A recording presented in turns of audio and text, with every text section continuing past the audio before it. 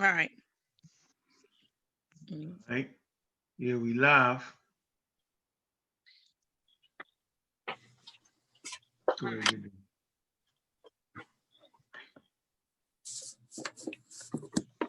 Yeah, gonna get right into it. Right into it. All right, you got the page. I know you got the page. I got that recommendation you recommended right here, Doc. Oh yeah. Portuguese in West Africa. What's that? Yeah. 1416 to 1670. 14, 15, 16. Yes, ma'am. Yes, ma'am. Hmm. Yeah. Beautiful book, full with a lot of firsthand firsthand account from the Portuguese, Mm-hmm. um, as to what they saw when they came over to West Mm-hmm. Africa. Mm-hmm. They talk about their experiences as they were traveling up and down the Guinea coast. And I remember, Brother Uncle, years ago, you told me, you used to say, I'm not calling it the transatlantic slave trade. I'm calling it the transatlantic kidnapping trade. And I was like, what is Unc talking about? Because I never came across literature that talked about it being a kidnapping thing. And then I finally came across that text.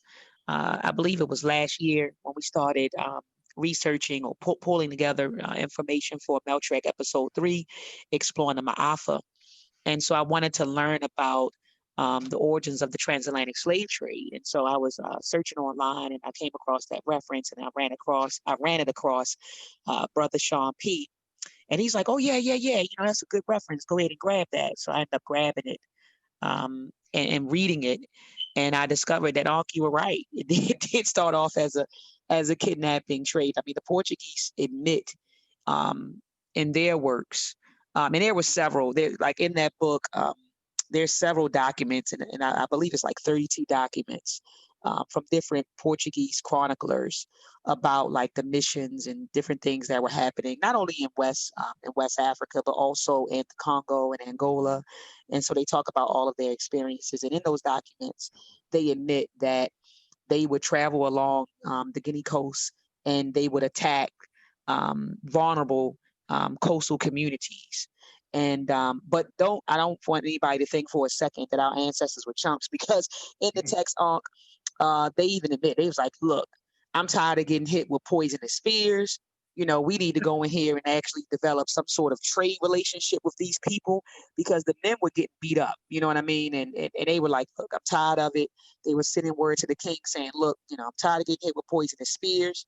We need to go in here and and establish trade relations, a trade relationship with these people. So I know, Ankh, you're going to get into the papal bulls a little later, but remember, in one of the papal bulls, and I know you're going to get into that a little later, they went to the Pope, and the Pope gave them permission to then conduct trade with the West African people. So I know you're going to touch on that a little bit later, but it's a wonderful book to get. Um, so definitely, family, if you could grab it, grab the book. And Give him the regarding title again. Give him the title again. the Portuguese in West Africa, 1415 to 1670 by Malin Nuit. And Malin Nuit took these documents, which were written in Portuguese, and he or she, I'm not sure if Malin is a male or female, but he or she translated those Portuguese writings. Yeah, here you go on the screen right here, y'all. Get that real quick, man. We're gonna go ahead and start it up. We ain't playing tonight. Them pastors didn't got on my daggone nerves, and I'm tired of it. You know what I'm saying? I'm absolutely tired of it, right? They've been a little bit too slick, you know what I mean? A little bit thinking that they could get with what we do, and they can't. All right? Plain and simple. Yo, we armed and dangerous, and it's just that simple. Any moment, you know what I'm saying? Any moment, subject to get finished off. And this is one of them nights. Definitely one of them nights when I just feel like finishing the Christians off. And we're going to thank Pastor Richardson for that.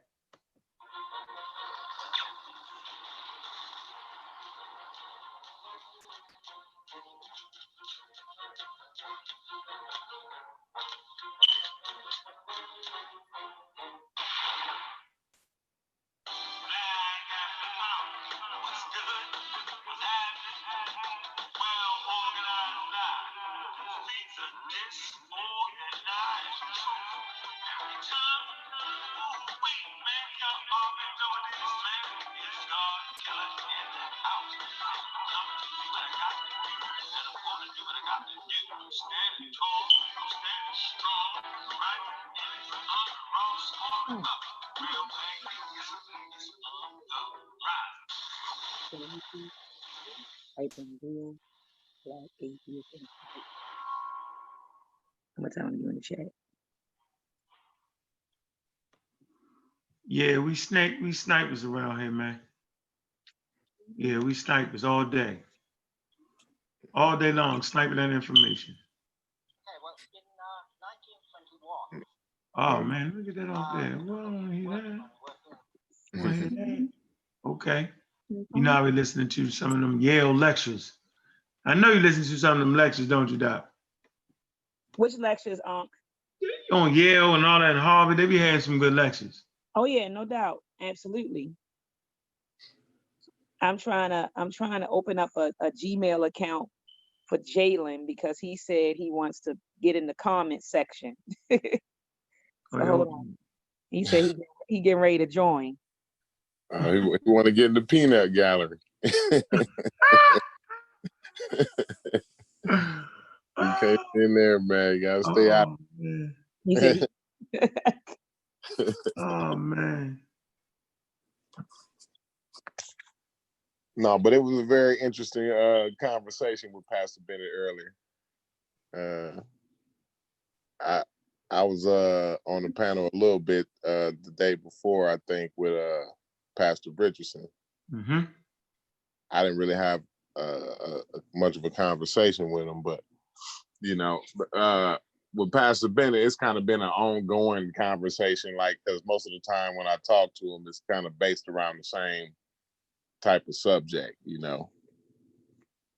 Yeah. Yeah, they're playing too much, yo. Some of the claims he was making earlier was kind of outlandish. But like I told him earlier, I think you said earlier, you know, science is undefeated. You know, science and technology is undefeated. So, you know, I mean, if you tell me something better, I'm willing to change my mind. You know, that's what scientists do. But right now, you know, like I talked to him about the toolbox when I used the toolbox analogy. Science is the best tool in the toolbox.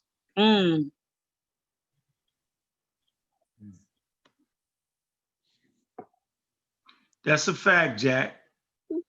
And I think that point kind of went over everybody's head there, bro. The toolbox. And so, you know, culture, religion, gods, all these are tools. So like, for instance, this is obvious. Maybe it's not obvious, but it's obvious to me that your deities, however you want to say it, your gods or goddesses, right? They are a reflection on the human beings that make them. Meaning the human beings create goddesses and gods, right? That's why all the gods and goddesses have human attributes. You know what I'm saying? Like when you go to the Bible, right? God got all human attributes. There's no way around it. You can't conceive something outside that. Just like aliens, all aliens have some type of eyes and nose, legs, you know what I'm saying? Right, because you just can't comprehend outside that. And so like for gods and goddesses, right? The attributes, like I'm a jealous God. Jealousy is a human attribute. You know what I'm saying? You know, God gets mad. Humans get mad. Humans get jealous. You know what I'm saying? I'm gonna repent, right? So these are all things that humans do. So gods represent what those humans were doing, right, when they made up the God. Very, very simple, right? Not complex. And the preachers will argue you down about that. Human beings, plain and simple, create religions.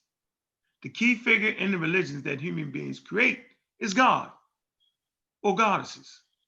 Religion is a culture, right? We can look up the word religion, it'll tell you, right? There are different aspects to it, religion, okay? It's cultural, might have a God, may not have a God. It's spirituality, right? It's all the things, you know what I'm saying? It's all the things that make a culture you can find in religion, okay? So enough of that crap, right? So religion, okay? Egyptian religion, what are they trying to do? They're trying to preserve their culture. Okay, they're trying to deliver you their ancestors, right? They're showing you what they thought about the world. It's not a scientific look at the world. Even a cosmology story, I don't care what nobody say, they didn't get it right. They just didn't, right? But they were showing you what they thought the world was. And that's what religion, same with the Hebrews.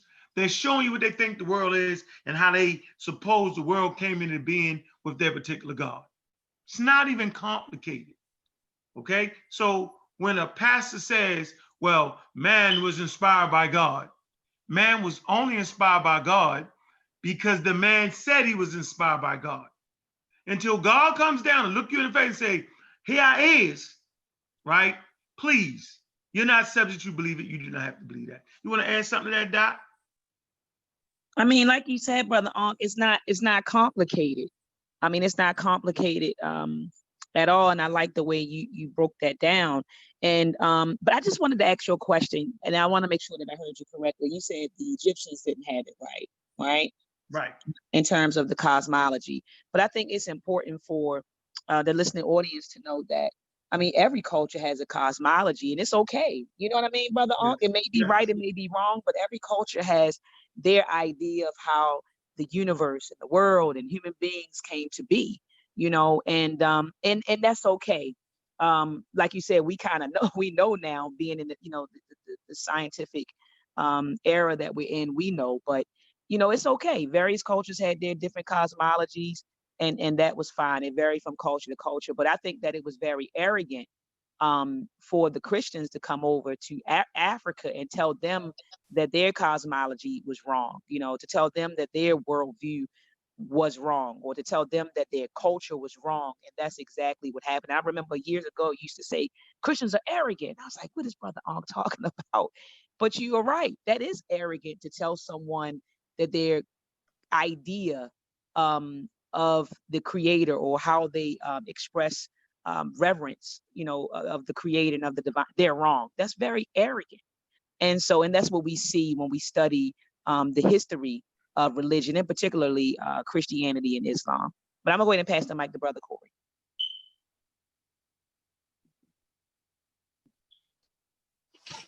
Yeah, I just I kind of agree where Uncle's going, you know, with it. You know, they, you know, that's they culture, you know, religion, you know, guides you through culture, you know, and that's the tool that you're using that for, is to guide you through that certain particular society at that particular time. You know what I mean? I think it's misused a lot because, you know, today is a different day than first century. You know what I mean? Like Christianity worked in first century, but only in a certain area in the world, in a small little certain area in the world, you know, for only a certain amount of time. So, you know, back to the toolbox analogy, I think like in today's world, that's the wrong tool to go in there and use. Yeah, that's the wrong tool. It's not going to work for you. You know, when you got somebody's foot on their neck or on your neck, you're going to end up the same way the Hebrews did. And we say it all the time, read the book. The Hebrews didn't win. They was always losing. When they came up against the superpowers, Persians, Assyrians, who else you got? The Greeks, the Romans, they lost. So this goes out to Pastor Bennett. I ain't in it, right? Simple, bro. When I was asking you, what exactly is Jesus going to do for us when he comes back? And I'm sure he's coming back based off your belief. What is he going to do? When Pastor Bennett said, give us everlasting life, and I was saying, well, you mean you got to die first? This is totally ridiculous to me. That you actually have to die first to get everlasting life. Y'all know this is the doctrine of the Christians. You got to die first to get everlasting life. Well, why not just let me live? Why I gotta die to get everlasting life? And how's that going to change the situation? It'll change for individuals that are dead because they ain't got to worry about the oppression no more. So Jesus couldn't possibly be the proper tool to use, right, in America or anywhere in the world where people are being oppressed and where people are poor and starving. That's the wrong tool to use. Add on real quick, Doc. No, I mean, I agree 100% with you, brother. Like you, like you and brother Corey said at the beginning. I mean, you all killed the argument when, well, actually, brother Corey killed it when he said, look, I'm going in the toolbox, and he said, a scientist will adjust. So if you show me a better tool, then I will adjust. But we see the fruits of religion. I said years ago to brother Black Panther, when I think of a religion, I judge a religion by the fruit that it bears. We clearly see the fruit that Christianity have bore, right?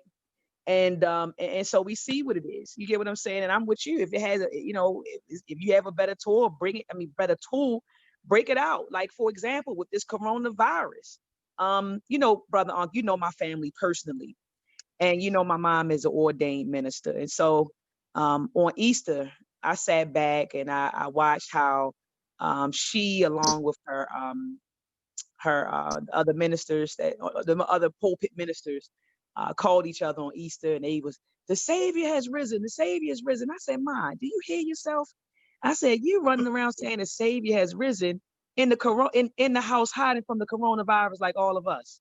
Like, do you really, you get what I'm saying? Like, like if, so if this religion really worked, wouldn't it have saved us from this pandemic? Like, we gotta be sensible. Like, we gotta be reasonable. If this tool, religion, if it works, why didn't it save us during the pandemic? And when I posed that question to a few Christians, they said, well, Doc, God is doing this to show us who is God. And it's a lot of things going on in the world right now. And so we're feeling God's wrath. And so they tried to say that the pandemic was because of God's wrath and because of our wicked ways. And I said, well, then why would God, give the coronavirus to innocent people then? So innocent people got to die for us to feel his, so it was a whole back and forth. When I think about racism and white supremacy, if the religious tool worked, then why hasn't it stopped racism and white supremacy? Why hasn't it saved us from that? Why haven't it saved us from economic oppression, police brutality? Look at our neighborhoods. If this tool worked, like right here in Baltimore, Uncle, in Baltimore City, we have over 400 churches. There's a church on every corner.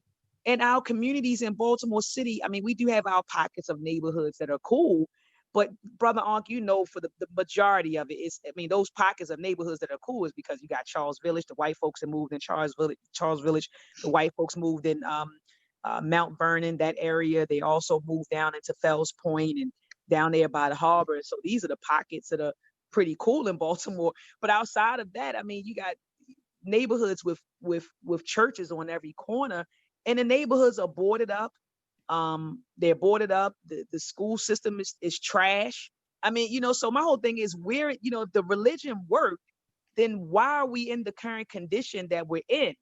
You get what I'm saying? We're very religious. Black folks are highly religious. So why are we in our current predicament? Obviously, it doesn't work. And it's time to try something new. Yeah. The Lord works in mysterious ways, Dr. Maya. What I mean? So, innocent people gotta die, to show that, the Lord is tough. And, oh man. He got a lot of power and this, that, and other. But I was trying to explain, earlier too to Pastor Bennett, I'm an anti-theist, you know what I'm saying? I think religion is the worst thing that ever happened to mankind, period. Whether you white, black, Indian, whatever part of this planet you come from, I believe like religion is probably the worst thing that ever happened to people. But at the same time, that being said, I can still admit, or I can still see where people that are religious have done great things. I can see where religion has inspired people, to do certain things. The pastor, I don't know really, what he do in his church, but I'm sure like any typical Black church, they probably feed, give food out, you know what I mean? Sometimes even some churches will pay your rent and stuff like that. So I done heard different things and seen different things. I grew up in a church, and every Saturday, my church, the church that I grew up in, they feed the homeless, you know what I'm saying? So and they feed them good. I mean, like good food, not no, they ain't going to get no bologna sandwich or nothing like that. So, Oh yeah, I mean, I can see where religion is doing some good things and inspire people to do good things. But like I was telling Pastor Bennett, it's not to me, it's not really the religion. It's that's what they put the claim on. So I allow them to do that. I can't tell somebody what's inspiring them, but I think they would do that anyway. You know what I'm saying? Whether whatever religion they claim, or if they was an atheist, or you know what I mean, or some different kind of religion, I think those people would do that anyway. But go ahead, Dr. Maya, you was gonna say something? No, I'm sitting here and I actually agree with you. I agree with both points that you made. The first point being that religion, you're saying like, look, I'm not gonna deny that, when you think of Black radicalism and all of that, when you study that. In fact, I have a book that I'm looking at right now, and I'm looking at it on my shelf, and from here I can't read the title verbatim. It says Black, hold on, let me run over here. It says Black Religion and Black Radicalism by Wilmore. I don't know if anyone is familiar with that work, but yeah, Black Religion and Black Radicalism by Garrard S. Wilmore, an interpretation of religious history of African Americans. Okay, and it says the most important textbook on the history of Black religion and the Black church. And in this book, and also in Blueprint for Black Power, Dr. Amos Wilson dedicated an entire chapter to the Black church. And I believe that's either in chapter 23 or chapter 25. But in both of those books, the authors talk extensively about the work that the Black church put in during the time of enslavement, during Reconstruction, during even, when we were under Jim Crow, semi-slavery. And so we're not knocking it. Like you said, Brother Corey, we're not saying, oh, they just didn't do anything. The churches didn't do anything. There were some good things, great things that the church did. I mean, even when you think of like the mutual aid societies, the beneficiary societies, I mean, even establishing the first banks, the first schools, we accredit that to, the Black church. But again, like you said, and this is your second point that you made, you said, they gave the praise to their religion, but you said that I think they would have done it anyway. And that was my argument with Pastor Bennett when we were kind of going back and forth on, Size platform. We were going back and forth because he was trying to give religion the praise. And I said, it was really the desire for our ancestors to be free and to be self-sufficient. And that was the motivator. It wasn't, Jesus Christ. It was their desire to be free and to be, a self-sufficient group. And so, like you said, Brother Corey, we would have done it regardless, regardless of what religion we had. We would have definitely, I think going forward, we would have definitely established those things. I think that the church just allowed us an institution. It was a place, a space where we could, as Dr. Claude Anderson would say, where we could ethno-aggregate, where we could pull our resources together to do some things. And so the Black church created that space. And so I think that's why, we see what we saw with the Black church during those times of, enslavement and Jim Crow and et cetera. Yeah. So, okay, right, ridiculous, man. Shout out to Jalen in the chat, man. What's good, bro? What's up with you, man? Good to see you in the chat, man. Who else we got in the chat? We got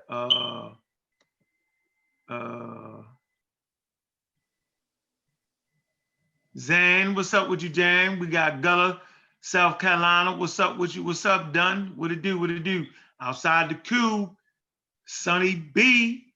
Coy, what's up with you? We also going through the chat in there. We're going to throw the link in there so y'all can get the chat. Okay, so let's come to the first document.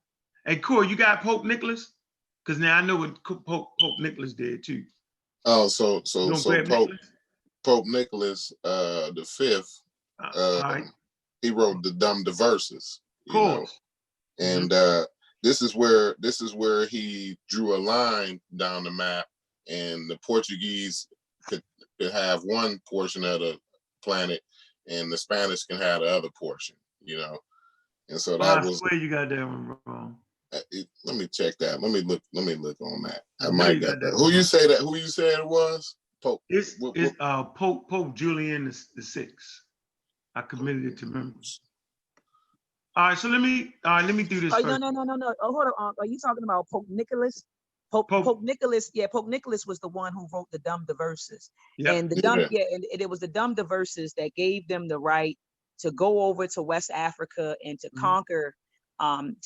He called them, he called them savages. He called them savages and Saracens. That's the other word I was looking for. But it gave the Portuguese the right to go to those lands and conquer those lands. So that was under Pope Nicholas V. And what Brother Corey is talking about is the Intercatera, which was written by Pope Alexander IV. And that was the papal bull that allowed, they split it up. Okay, so the Portuguese, you're going to take this part. What they did was basically split up the Atlantic, right? And so here it is, I'm going to give the Spanish this part, and I'm going to give the Portuguese this part. So you're talking about the demarcation line. And that was that's what I'm going to. I'm going to that. Go ahead, finish though, Doc. Finish. No, go ahead, because you cut me off. So go ahead. My fault. You did the Baltimore cutoff. That's what we call it out here. The Baltimore. Go ahead. No, I was done. I just wanted to make sure, because you were right. He had it backwards. Yeah. I had it mixed up there. Yeah, but it's all good. The Intercatera, yeah, that's the one I was talking about there. Yeah, Doc had that study up for that debate when she beat whatchamacallit up. It was crazy. We don't even want to say his name. Oh my God. I know that. Doc, the one who had me looking into that. I looked into that. I might be a little rusty on it, but that was years ago. I'm talking about 5 years ago. Y'all did a real black atheist on that. Y'all did a whole thing on that. So. So here you go right here. I'm gonna give you all the resource. Y'all can understand this. This will absolutely shut down all the preachers and reverends talking that smack. You understand? And that's exactly what they did today. They talked that smack. So we're gonna go to the Gilder Lehrman Institute of American History. Richard Gilder, company founder, May 31st, 1932. All right, I guess he died in May 12, 2020. The corona must have got him. All right, so history resources, the Doctrine of Discovery of 1493. Okay. It says the Papyrus Bull Interior, issued by Pope Alexander VI on May 4th, 1443, played a central role in the Spanish conquest of the New World. Okay, just like Doc said, it said the document supported Spain's strategy to ensure its exclusive right to the lands discovered by Columbus, right, the previous year. And by the way, Christopher Columbus was a criminal, Miss Owens. It's a criminal, okay? The popes were criminals, and they were Christians. So when we ran across the Christians, they was criminals. Let me finish this. It says, the document supported Spain's strategy to ensure its exclusive right to the land discovered by Columbus the previous year. It established, watch this, the demarcation line 100 leagues west of the Azores, did I say that right, Doc? Azores and Cape Verde Island, and assigned Spain exclusive rights to acquire terrestrial possession and to trade in these lands west of that line. All others were forbidden to approach the lands west of the line without special licenses from the rulers of Spain. Okay, they exclusively gave Spain the monopoly on the islands in the New World. So they got these intercontinental ships. Okay, so if you was to come in their waters, yo, they banging on you. All right, that's power. That's European Christian power right there. Simple as that. We want to talk about power. Now watch this. All right. It says the bull stated that the land not inhabited by Christians was available to be discovered. See what I'm saying, Pastor Bennett? I ain't in it. You get my point I'm making right here? The arrogancy.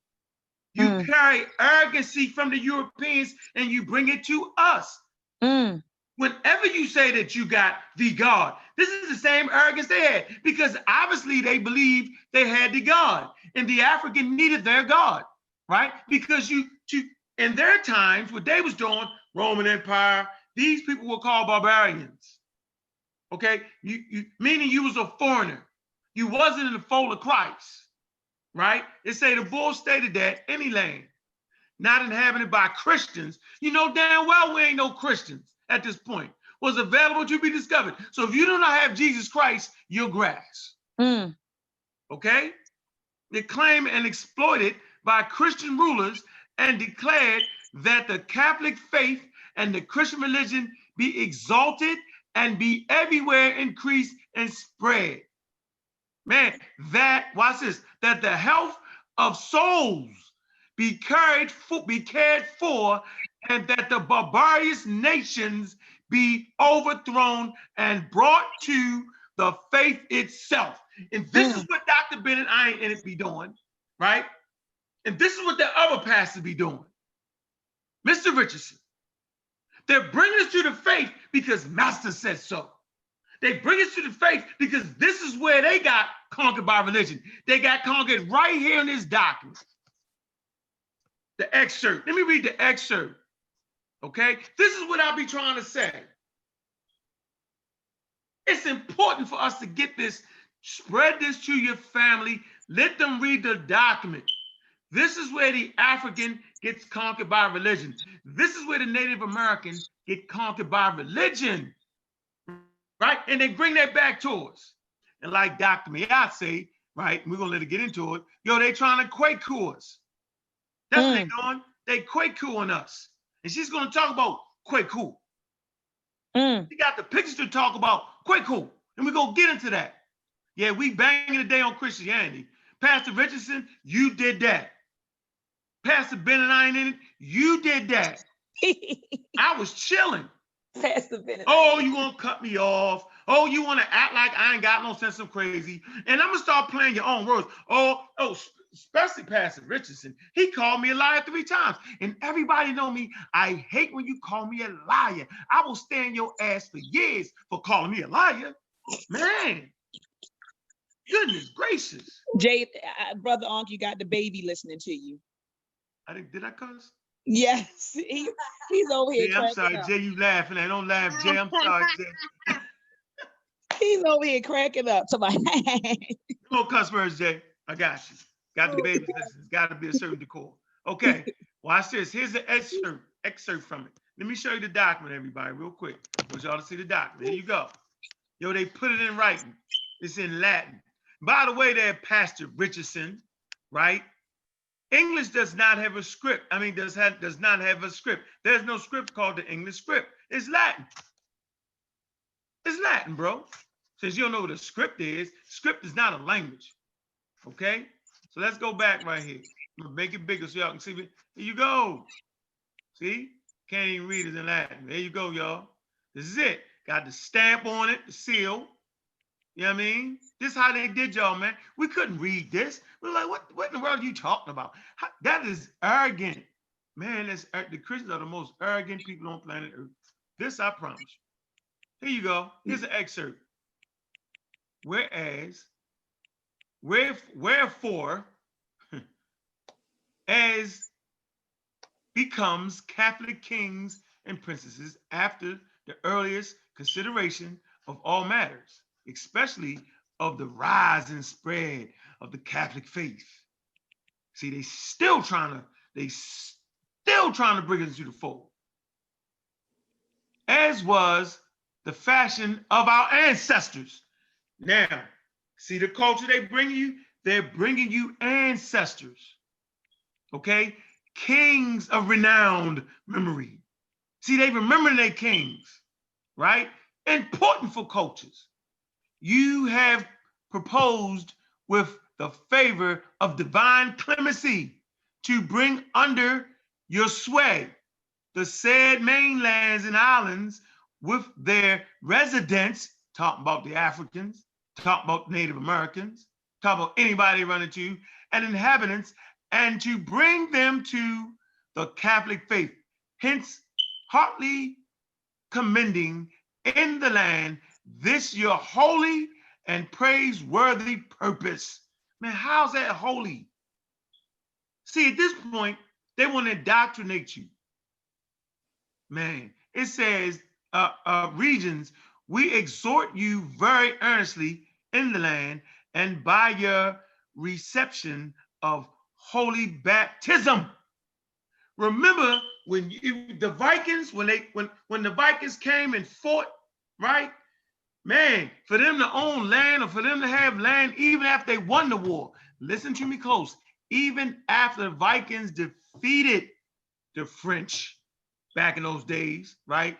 They still made them get baptized to have land to farm. Ragnar Lothbrok, he got baptized. He's the one that ransacked Paris. Well, I like Ragnar Lothbrok, serious Viking, right? But he had to be baptized. That's the same thing they do to you here. You know, did your mother and them not baptize you? See, was baptizing you in racism, white supremacy, and then we wonder why we still got to fight racism, white supremacy, because it's the culture, and we practice the culture of racism, white supremacy when we practice Christianity, and I don't care what nobody say. So if we want to get rid of racism, white supremacy, at least mentally, because mentally is where we're at here, y'all. If you want to get rid of it mentally, get rid of Christianity. It's a culture. And I'm going to close this out right here.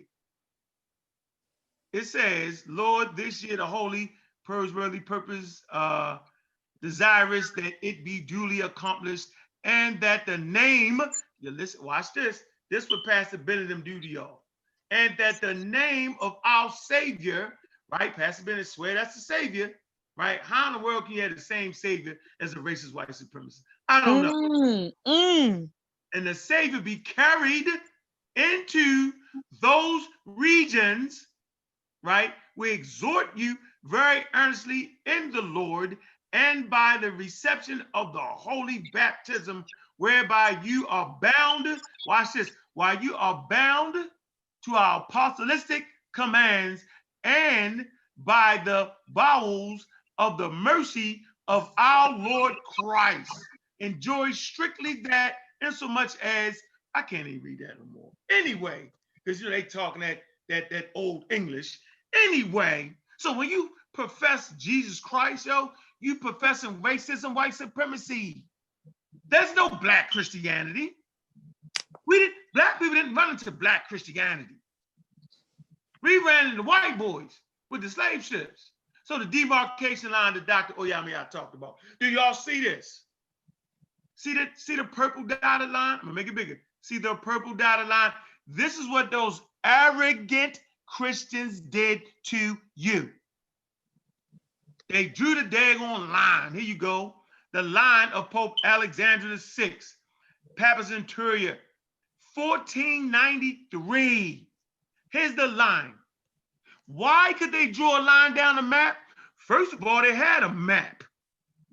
That means they had circumnavigated the globe. Second of all, they had intercontinental ships, which is science and technology, right? Which allowed them to draw the imaginary line.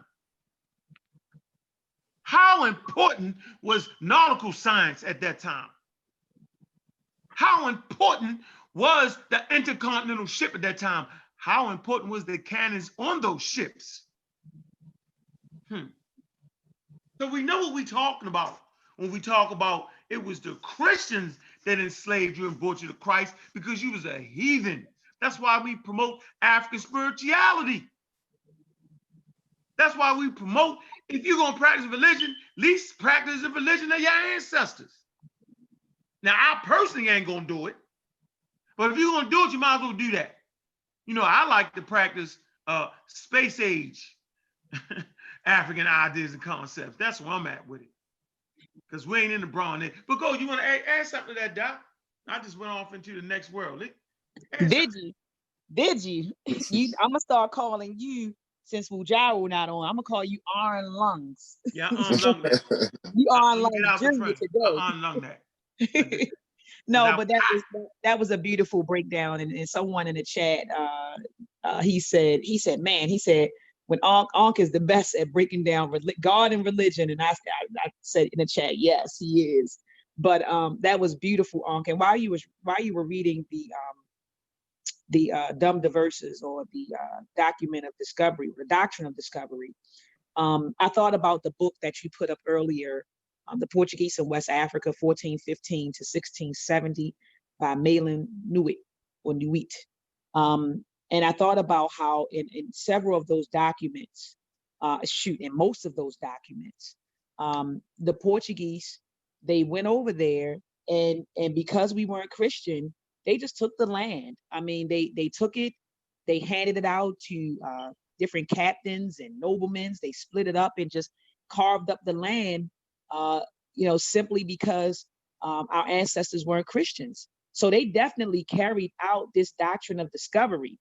And again, family, please get that book, because you'll see how they went to different places, Burkina Faso, Benin, Gambia, I mean, all in West Africa, even into Central Africa. And I see Brother Sean P is in the building. He talks about that. The Portuguese in the Congo, they went to the Congo, they went to Angola, and they conquered the lands based on the doctrine of discovery. And you can see how when they went over and they conquered these lands and they brought Christianity with them, our ancestors converted over, not all of them, because it seems like it was mostly the kings and the the royalty. They convert them, and the royalty would try to get, the natives to convert over, and sometimes they did and sometimes they didn't. But you see that when the Europeans came over, we abandoned our religions, like you said, our culture. There's an incident in one of the documents where, right in the Congo, they started burning a house, and the Portuguese referred to the house as the house of idols, that they made out of wood. And so they had, our ancestors started burning down their own, what the Portuguese called idols, so their own, I guess, spiritual or religious symbols. They began to take on their names. They began to learn their language. And so you can kind of see, like you said, Brother Ankh, how, when you practice someone's religion, you then become acculturated. You begin adopting their culture. And so, you see that throughout the book. And so, yeah, I just wanted to add that to it, Brother Ankh. You're right on point. I'm gonna go ahead and pass the mic to Brother Corey. Yeah. And so like some of the pastors and a lot of Christians that I talked to, they would say, well, those was white dudes, we don't believe, in what those white dudes believe, or those wasn't real Christians, or they just used Christianity to do what they wanted to do, But these are the people who basically held Christianity to a point where he can be a Christian today. If not for Pope Nicholas V and King Alfonso and all of these different white men, these different Europeans, he wouldn't be a Christian right now. So, Not at all. That's just kind of the point I wanted to make about the whole thing. They kind of distanced themselves from Pope Nicholas V and all of these different people that wrote these documents, the dumb diverses and the Antikythera. They don't realize this is the main reason why they able to be a Christian. You know what I mean? So it's just kind of crazy to me that they don't understand the actual history of Christianity and where it comes from and what it's all about. It's Christianity is about conquering, and you know what I mean. That's basically what I've seen throughout history. and especially when you read some of these documents like the Intercaterra and the Dumb Diverses, you know. Yeah. Yes. Well, brother, what I noticed about a lot of black ministers, they'll say things like, Christianity, you all saying that Christianity, you're saying that it was introduced to Africa in the 1400s, but what about Ethiopia? That's the oldest Christian church, in the world. So what do you know? So they'll bring up Ethiopia. They'll talk about, I've even heard black ministers use Dr. Ben's work. Oh my gosh, Unc, I'm looking at the book right now, the thick gray book on religion. What is it called, brother Unc? Which one? African origin of the world religions. Yes, that's the thick gray one, right? Yep, that's a great one. Yeah, and so Dr. Ben was talking about how the forefathers of Christianity, he talked about Saint Augustine and how some of them, and you said, well, Doc, they were Northern Africans, but I noticed that black ministers will use that.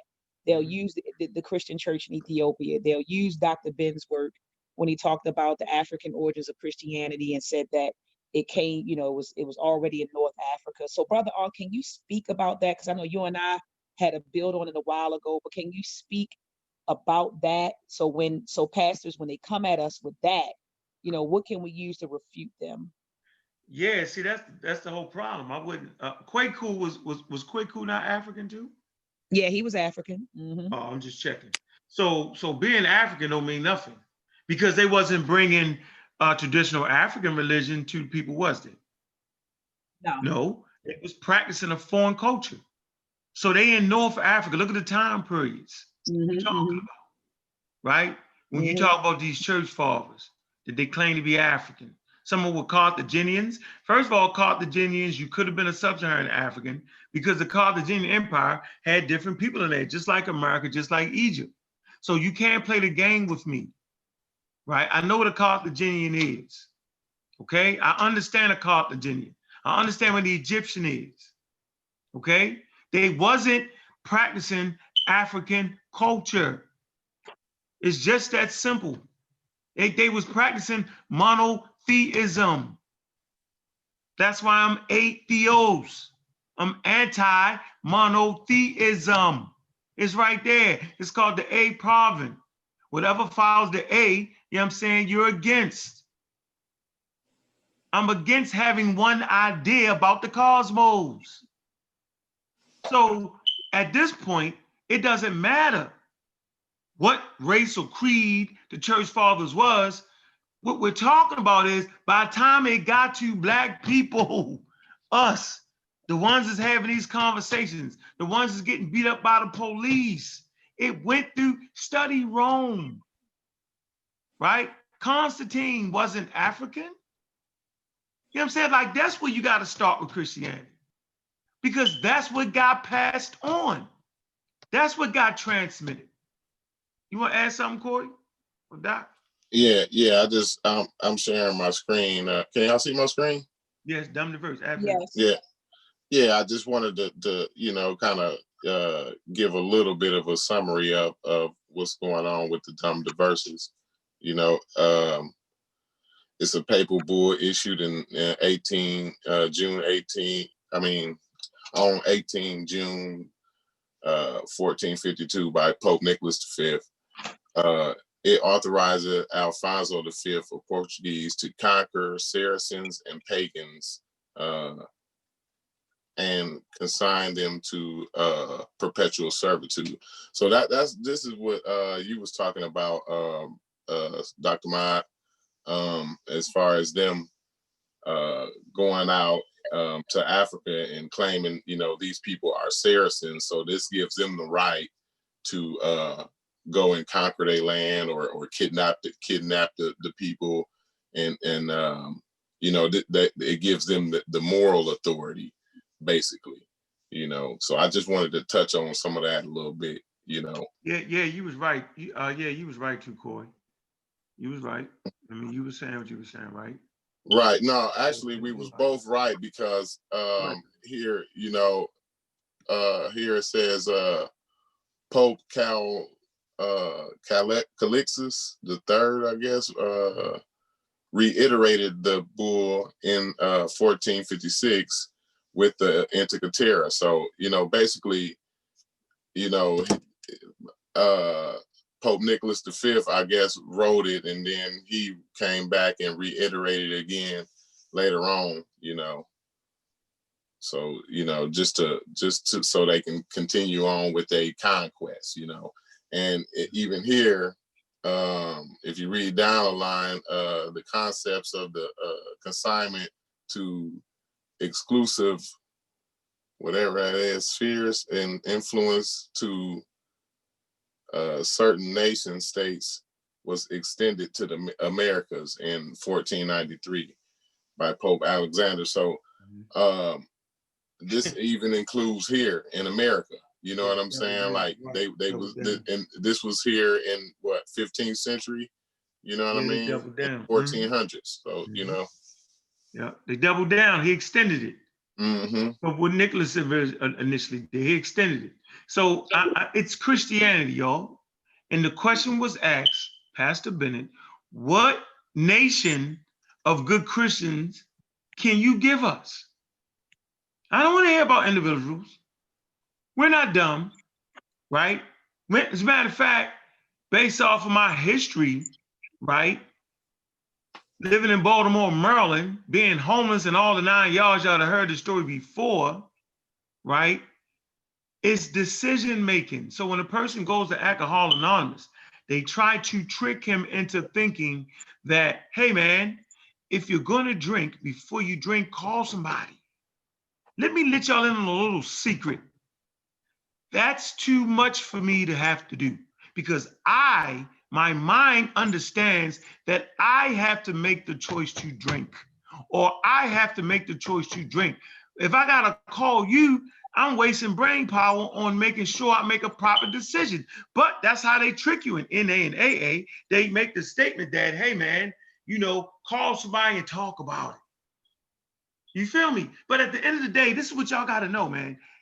The individual has to make a choice. So if you're just a crazy dude want to shoot somebody up, you have made that choice. And no religion is going to stop that. No religion is going to stop it. It's the individual. It's like fake courage. So Christianity is like fake courage. Oh, Jesus Christ. But the truth is, you already had that in you to do that. Human beings make choices based off of the brain. Okay? People can get in the cults and all that, but in 1 second, a person can say, hey man, this don't make no sense, and get up out of that. It's just like a drug habit. You can make a choice not to do it. You think the drug is holding you down. You think the Christianity is holding you up. No, it's you, the individual. This is the hardest thing for humans to say. It's all in the mind. It's all in the mind. So let me play these words real quick. Hey, Doc, you got the line with Quaco? You got the Quaco? Oh yeah, I have it up here. It's actually in a book that I grabbed when I toured the Cape Coast Castle in Ghana last year. There was a book published by Kinsley Kofu Yaboa entitled "A Guide to the Cape Coast Castle and the Transatlantic Slave Trade." And so, Brother Aunt, do you have the photograph that you can put up? You said that you've been on my phone. Yeah. I mean, I can explain it without. I could put it. No, this is what I'm gonna do for you, Doc. I'm gonna send a folder. The picture you sent me. I'm gonna put it in the Facebook group. How about that? Oh, and then you're just gonna share it from there.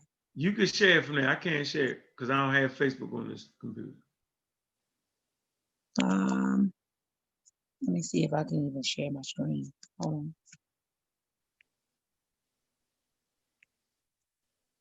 You sure enough can do it on the document. I show. I'm on my cell phone. Oh. Hey man, make sure y'all support Dr. Mayat show. She has a powerful show over there. Y'all missing out. She has the PhDs coming through. And you've been having some powerful guests lately. Yeah. I've been watching. Mm-hmm. Mm-hmm. Oh, thank you. I appreciate that, Brother Corey. Thank you, Sure Brother did. Unc. Guests you've been having on too. They've been some real good information. So keep it up. Keep it up. Will do. Trying to build a little something. Yeah, they feel that void, man, because there's a lot of foolery out here on their ads. I'm gonna tell you, in these airwaves, right? And that's definitely a place to go. Make sure you support Asar Hotep show. He had a lot of PhDs in that too. All right. Brother Unc, on my end, it looks like the picture is rotated. How does it look on your end?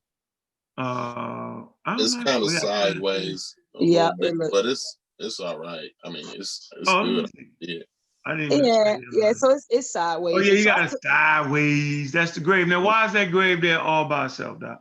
I know, right? It's so that's Philip Kwaku. And if you notice, you see the letters Q and I'm sorry, P and Q engraved in the tombstone.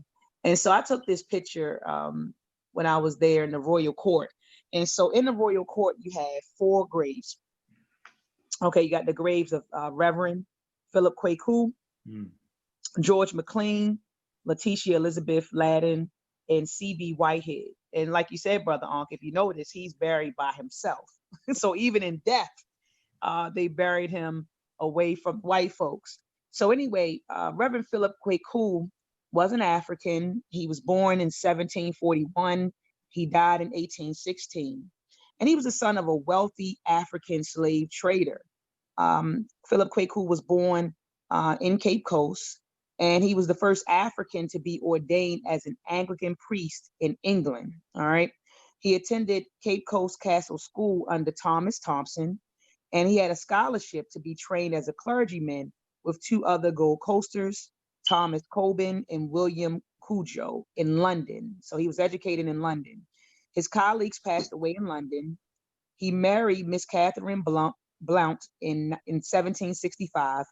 In the same year, he presented his letters of orders, and he was appointed as a missionary, schoolmaster, and clergyman to the Negroes in the Gold Coast. And so he established the Castle School for mulattoes and mulatresses, and he stayed at the castle with his wife until he died on October the 7th, 1816. And so he worked at the castle while our ancestors were being enslaved in those filthy dungeons. In fact, on top of the male dungeon, they had a church there, and that church was called the Society for the Propagation of Gospel. Okay, and it was the first English church that was built in Ghana. It was built on top of the dungeons in the 1750s, and it was headed by Reverend Thomas Thompson. So Philip Kwaku, here it is, an African brother. I don't even want to call him brother. He was an African who worked at the castle while our brothers and sisters were literally in chains in the dungeon, while our brothers and sisters were laying in their own feces and urine, while brothers and sisters were being raped and being killed and being thrown into the ocean. He was going around converting our brothers and sisters to Christianity right there in the castle. And so when we call Pastor Bennett and all, not even just Pastor Bennett, even the other, all pastors, when we refer to him as Philip, when we call him Kwaku, we're talking about this African Philip Kwaku who was used by Europeans to convert our brothers and sisters to Christianity. So I remember last year I told Pastor Bennett, please don't be a Philip Kwaku, when he and I were arguing back and forth. And so that's our new name for them, Kwakus. So, but that's where the origin of the name came from, Philip Kwaku. And so you're looking at the grave site of Philip Kwaku. But check this out, family. Notice, like, again, he was buried by himself. The Africans in that village or in that area by Cape Coast, they didn't even want him buried in the village. So they told them, no, let him stay over there in the royal, bury him in the Cape Coast dungeons. We don't even want them buried in our village. And so they end up, the British, I'm sorry, family, the British. This was the British. Cape Coast Dungeon was run by the British. All right, so the British end up burying him in this royal court right here. And so let me show you all one more picture. I want to show them this picture right here to show them where the other graves are so they can see. They didn't even respect them. All they did was use them.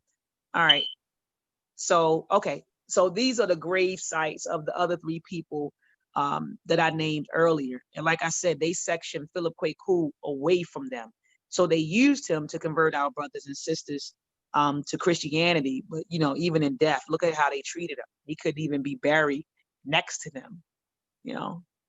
So these are actually photos I took while I was there.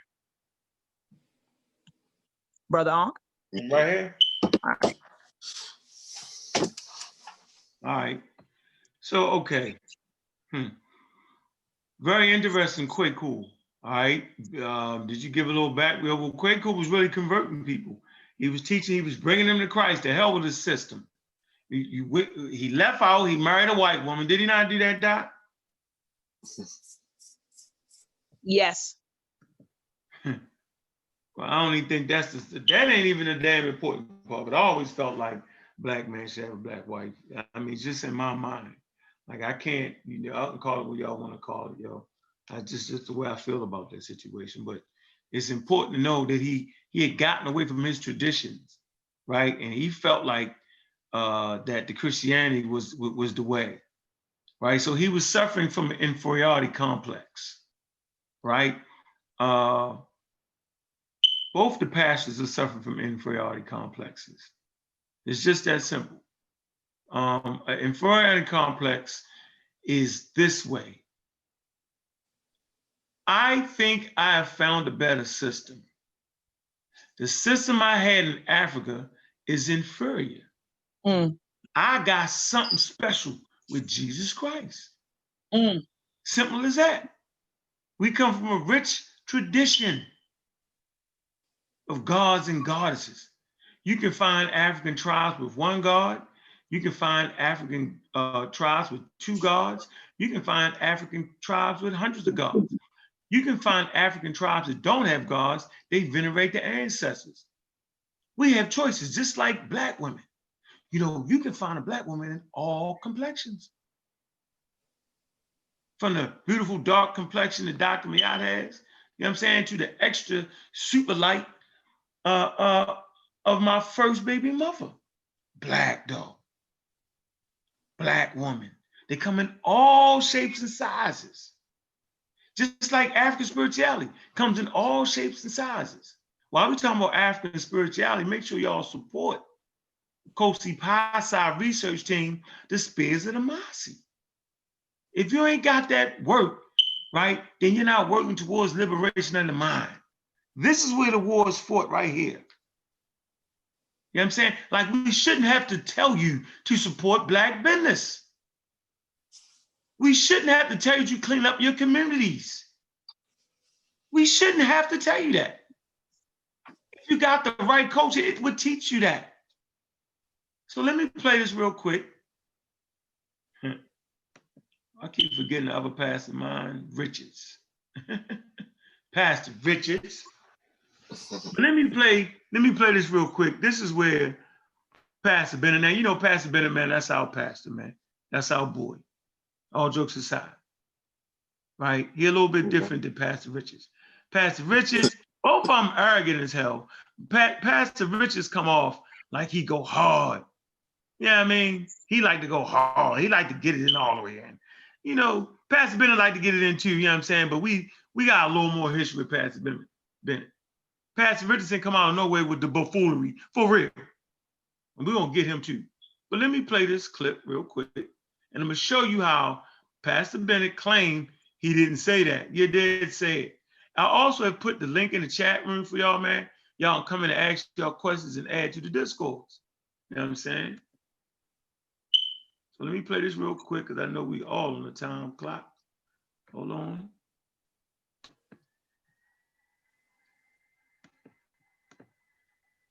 All right, bam. Now y'all tell me what Pastor Bennett said. I'm gonna set it up for you. Pastor Bennett boomerang dagged himself by making a statement that you could never tell the Egyptians that their spirituality, you know what I'm saying, didn't help them build, they built. And he also mentioned their gods.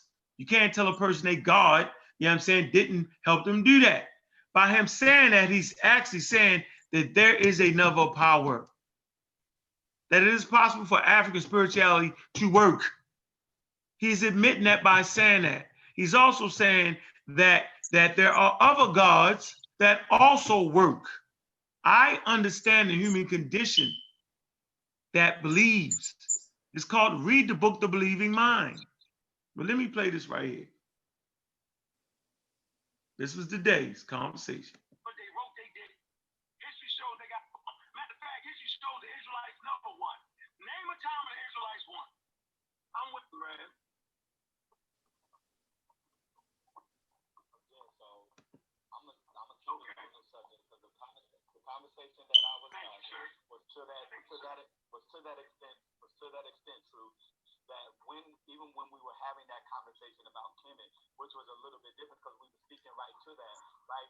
That did Kemet have science? Okay, great. But we can't act like they didn't have spirituality. And just because y'all don't, or some people don't believe in a God,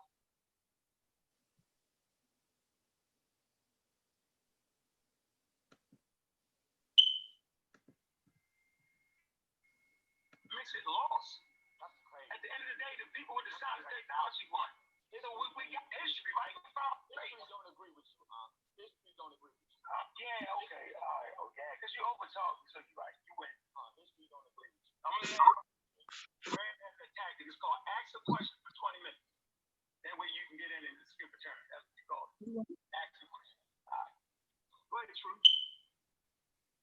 You don't even study history, Rev. You can't study history. That's History does agree. History does agree. It absolutely agrees. You want to talk history? We can talk history. Let's talk Israelite history. They got bombed out because they didn't have technology. They got bombed out. But they wrote they did. History shows they got.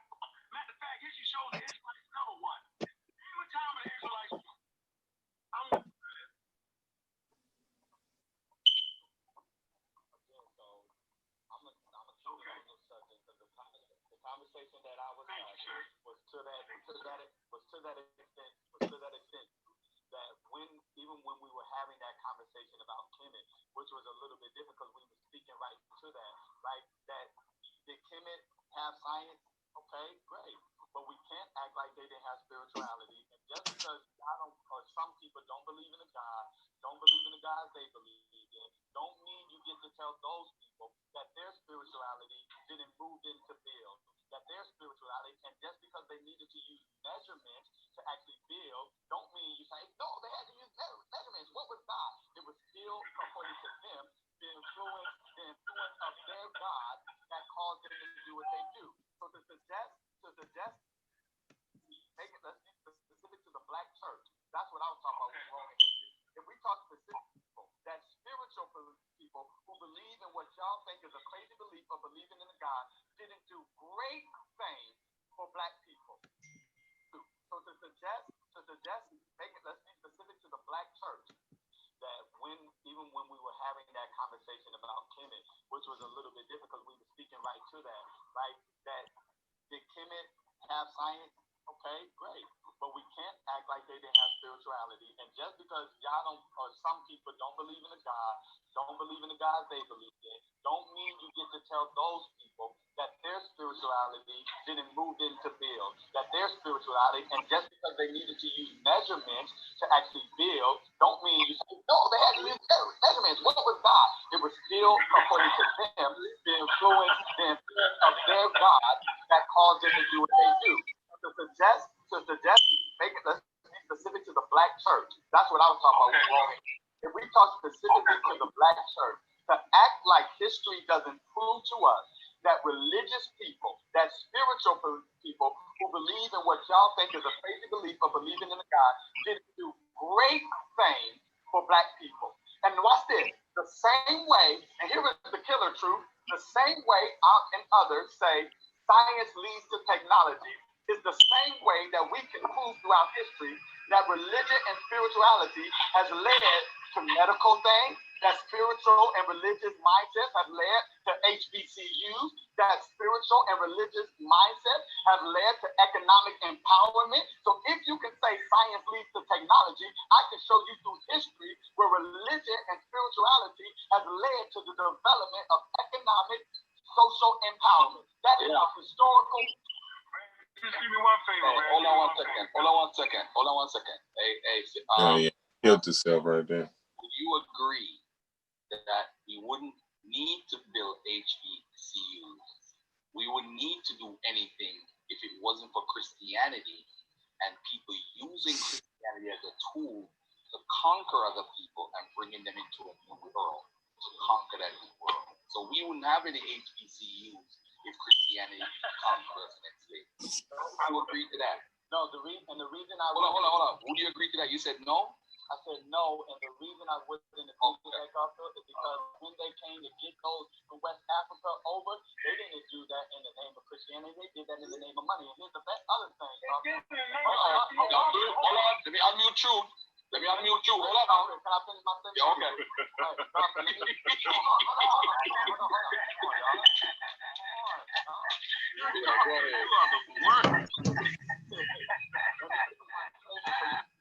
All right, so there we go. Doc, did you hear what that man said, or was I just crazy? Did he not say that?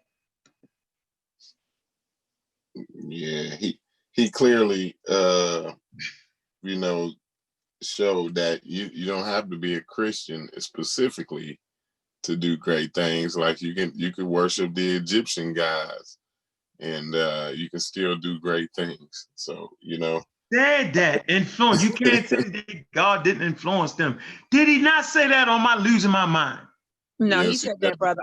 Yeah, he said that. And like you said, he boomeranged himself. Okay, then watch me play the clip where he said he ain't say that. Let me find it. Yeah. Yeah, then he went back in and said he didn't say it. Yeah, but you did say it. And y'all, they just keep doing that. They getting old like everybody else. Forget what they say. I ain't to that point yet when I forget what I say. They had me thinking I was going crazy this week. You feel me? Man, the first pastor hollering about, I said there wasn't no such thing as parthenogenesis. Man, Dr. Me, I did a whole daggone beating down a plight with parthenogenesis.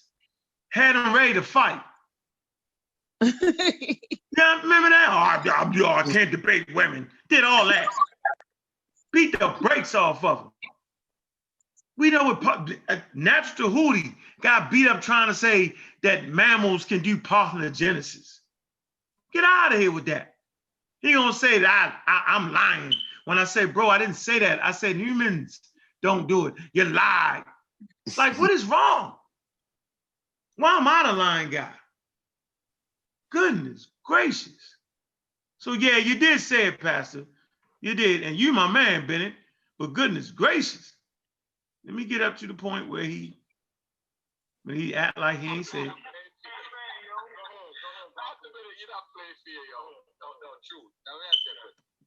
We would not be here. Me and his particular people. He did not believe in Yahweh's God. He didn't believe in Yahweh. And for that, all of them got murdered, bro. It's right there in the text. Okay, so I'm not trying to be up. I'm simply making the point that the whole Roman Empire, by the time they turned to Christians, they were still murdering the goats, the Visigoths. They was murdering all the tribes. If y'all call them Christians, will we not have other sects of Christians that condemn that? So this the way. Hold on. The reason I'm saying this, but then when you look, you break your culture. It's a way of culturating a person. No, it is. I mean, you're considered a barbarian, bro. Like, study Viking history. Like, I study European and Viking history.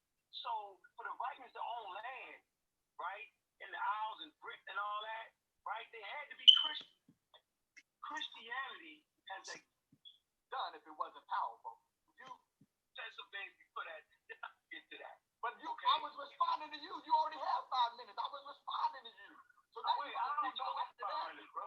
I have not talked about it. I was responding to you. Answer the question I just asked. You went. I just responded and said you came with a broad brush only about most a culture with Christian names. They did it to the Native Americans. Sorry, but you must be talking about somebody else. Now you hold on. Everybody knows this show. You just said in that conversation the truth brought up. You said you separate the signs. You were saying that you said you cannot say that the Christians, God didn't give them power to measure and build things. You said that, right? I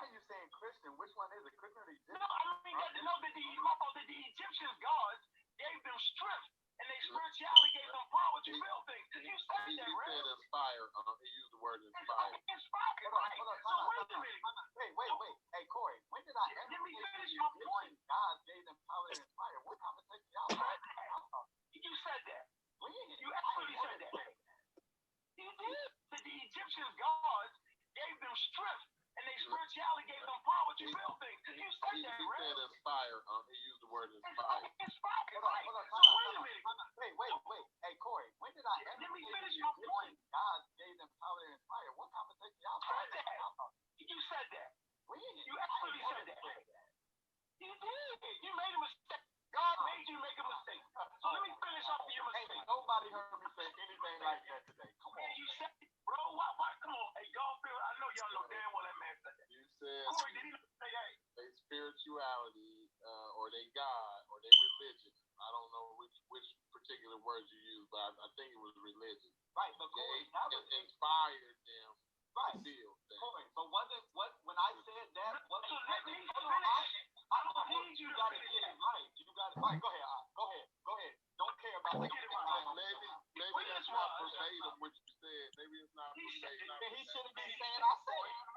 You shouldn't be saying I said it. I'm telling you that you that they had a spirituality. They got, because we were talking about separating it, right? Just like you hit me with their questions a second ago. You alluded to the fact that whatever they had, it inspired them to do great things. You said that. And you said spirituality, religion, God, whichever way you did it. But you witness against yourself. So you are admitting that there are other spiritual systems that give men power. So at this point, bro, the point I'm trying to make is that everybody on planet Earth, cultures, they all have a God. So that puts you in a pickle, Rev. What this means is that you don't necessarily have the right God. You just have a God. And Christians are acting to that point. Christians clearly say that Jesus Christ is the Father, and you can't get to heaven without that God. That's what we're talking about, Rev, at this point. And that was my whole point. That was my whole point. So there you go. Hey Doc, you want to close out real quick? But that's look. Did he not say that, or am I just tripping again? No. You weren't tripping. I think he was talking so much and excited. I think he honestly forgot what he said. But that was Brother Corey on the platform that said, no, you did say that. You used this word instead of that word, right? Yeah. Yeah. So yep. So you definitely were on point. You weren't just hearing anything. So I'm glad that you played it back for us to hear it. And so you got him, Brother Ankh. But I'm gonna get ready to run, family. It's after midnight here in Baltimore, and so I have my little one. He's looking up at me, and we getting ready to chill. Well, he's gonna watch TV, and I'm gonna pass out. And so, Right. he likes to stay up all night. I end up passing out, and then I wake up 2:00 in the morning and make his butt go to bed. But what you say, Ankh? No, I appreciate you coming through, man. Make sure y'all support Dr. Mayat. Just type in Dr. Mayat and her channel gonna come up. She has a lovely show over there, man, and she's going live. And also support Ad Edimate Productions. Essential for learning. Please do, family. Love you all. Have a good night. All right, peace, Dr. Mayat. Peace. All right, so there you go, Garfield. Like I said, who else we got up here? Tobias. Yep. Good. I'm in England, so it's morning for me at the moment. But one thing I would like to say is Black African Power and greetings to everyone on the panel. And greetings and bye to the Queen as well. I've been listening to you, Unc, for about 4 or 5 years maybe, and I appreciate the energy, the information, everything you've been bringing, because it's changed me as a person a lot. It's made me evolve, especially looking at things like building one's character. And yeah, I just wanted to say that one thing. And I love what you guys do. Like, you guys are like a direction and a guide for me in my life at the moment, like for everything, just how to look for knowledge, how to look at it, how to analyze it, and everything. So I just appreciate everything that you guys do. And yeah, I don't know what more to say in regards to that. And I will be on the panel in future, but I just wanted to kind of jump in today, kind of just got the Zoom, so just trying to get to understanding of how it works. But I do like love what you guys do again, and just keep up what you guys are doing, because it is a game changer. Regardless if you might not see a lot of people giving you that energy there, I'm telling you straight from England, it's a game changer. So yeah, big up everybody, and I love the energy. Thanks a lot, brother. Appreciate that, man. Appreciate that. Support, man. Yeah, man. Make sure people in England, man, tune in and subscribe, man. Support us, man. We need that. You know, the pseudos is going crazy everywhere. So yeah, Definitely, man. definitely. I've been sharing your stuff to, because my heritage is Jamaica. So Jamaica, I've got a few people in Cayman Islands and in England as well. So I'm literally just sharing it. Like even down to the vaccine stuff and all of that. And yo, I've been following you guys from you started it, and to say you guys are like on the ball from the get go. It's like to be honest, we're gonna look back in years to come, and I've seen it. It's like you guys are gonna be like legends in this community. I can see it. People might not see it now, but I can see it. Definitely. You lot are game changers. 100%. Bringing the science and the correct information and the facts. 100%. Yeah, it's valuable. Hey, look, we put that link in the chat room, man. Where y'all at, man? Come on, man. Ask y'all questions, man. I'm gonna throw the link in there one more time. Well, I see some friends in there, man. Go ahead and jump on, man. But yeah, so that was funny though, right, Corey? He did say it. Yeah. He killed himself like that was like 2 boomerang daggers, you know what I mean? Like in one, you know what I mean? Because first you know, obviously you said what you said, but then he basically admitting that you definitely don't need Jesus if you want to do great things. Like Jesus is the last thing you need to do. You know what I mean? It's as long as you got some kind of spirituality, you know, it don't have to be Jesus. I mean, you could be venerating the ancestors, you know what I'm saying? And you can still do great things. So like, I don't see the point in being a Christian after he would say something like that. But, you know, I think he went over his own head with that one. You got 298,000 years of human Homo sapiens sapien life on planet Earth without Christianity. There's a lot of people just not going to heaven. Yeah. Then he came up with the one analogy, which was a terrible. I think Garfield even said it was a terrible analogy. I hate to beat up on Pastor Bennett, but he got to get it tonight. But he my favorite pastor. I like Pastor Bennett as a person. I think he is. I think he a good brother. But he just man, I almost forgot what I was gonna say. But yeah. He didn't understand like what we were saying, what you were saying, you know, when you was coming with that. So I think he kind of went over his own head with it, and, you know what I mean, and lost it. But I don't think Pastor Bennett really understands like Christian history to a certain point. You know what I mean? I think he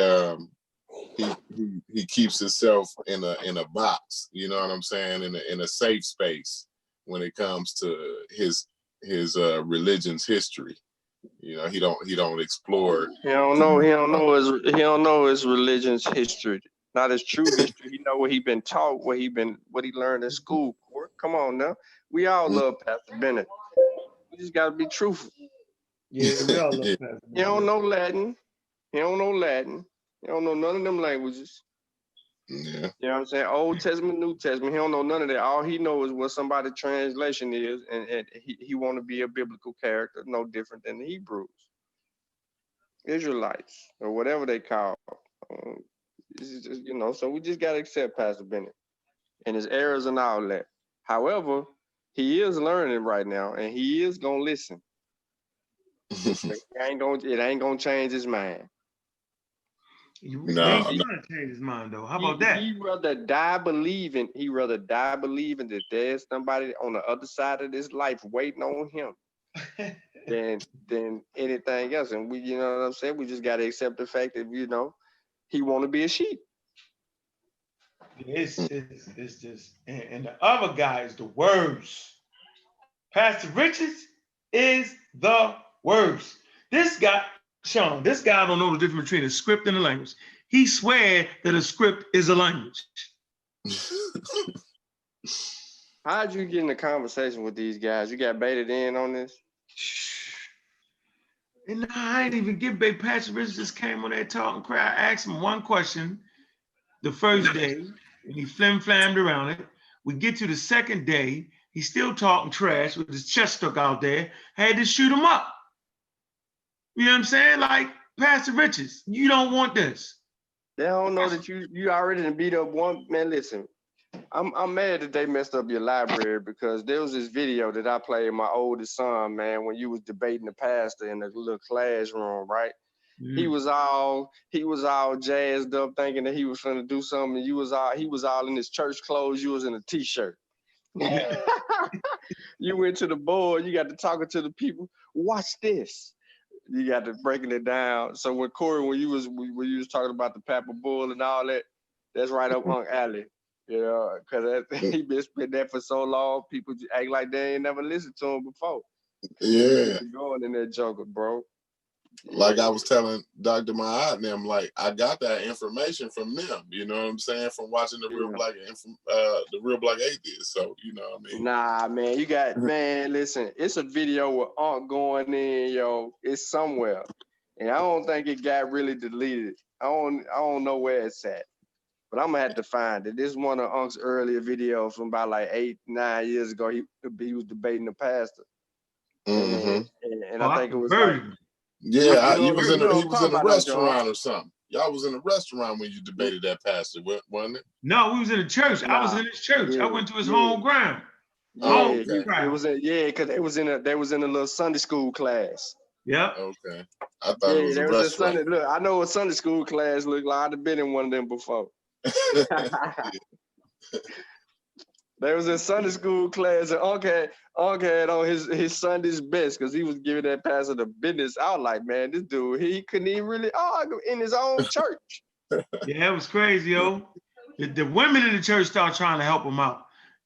Yeah, the sisters was giving you. They was trying to go at your head too. You know it was crazy. Yo, what was it called? Yeah, I remember that one. Yeah. So when y'all gonna have the debate? Man, I don't know, man. He running, man. He talking about he don't know what kind of atheist I am. Dude, I'm a daggone atheist then, all right? You don't know what. I want to debate classical atheism. Okay, you really don't want to debate me with classical atheism. You don't even know what classical atheism, King Sosa. I bet you $5 that most people don't know what classical atheism is. They wouldn't have it was a slur. You know how they used to call you a nigga for negativity, you know what I'm saying? But over time, it went from being negative. So when they called you an atheist, they was throwing a slur at you, right? It was political why they did it. You know, I ain't gonna give it all to them, but go ahead, Sosa. Go ahead, bro. No, I was just there. That's what I was wondering. I know y'all was talking about. I was wondering if y'all had something set up. I thought y'all had topics lined up and everything. Yeah, I'm gonna run them around. I want all of them though, yo. Since everybody talking crazy, because they got the newfound theology. Theology ain't even a study of African gods, man. It's the study of the Christian God. It's simple, man. Theology, the study of theos. You know what I'm saying? That's what it is. It's not the study of Kulu or Tefnut or Shu or Olegba. It's not. Like, man, why these guys swear they so intelligent? How they not see that that's the mechanism that was used to destroy their culture and enslave them mentally, physically, and socially, yo? I don't know. You know, Pastor Richardson, he a professional debater. I'm a professional debater.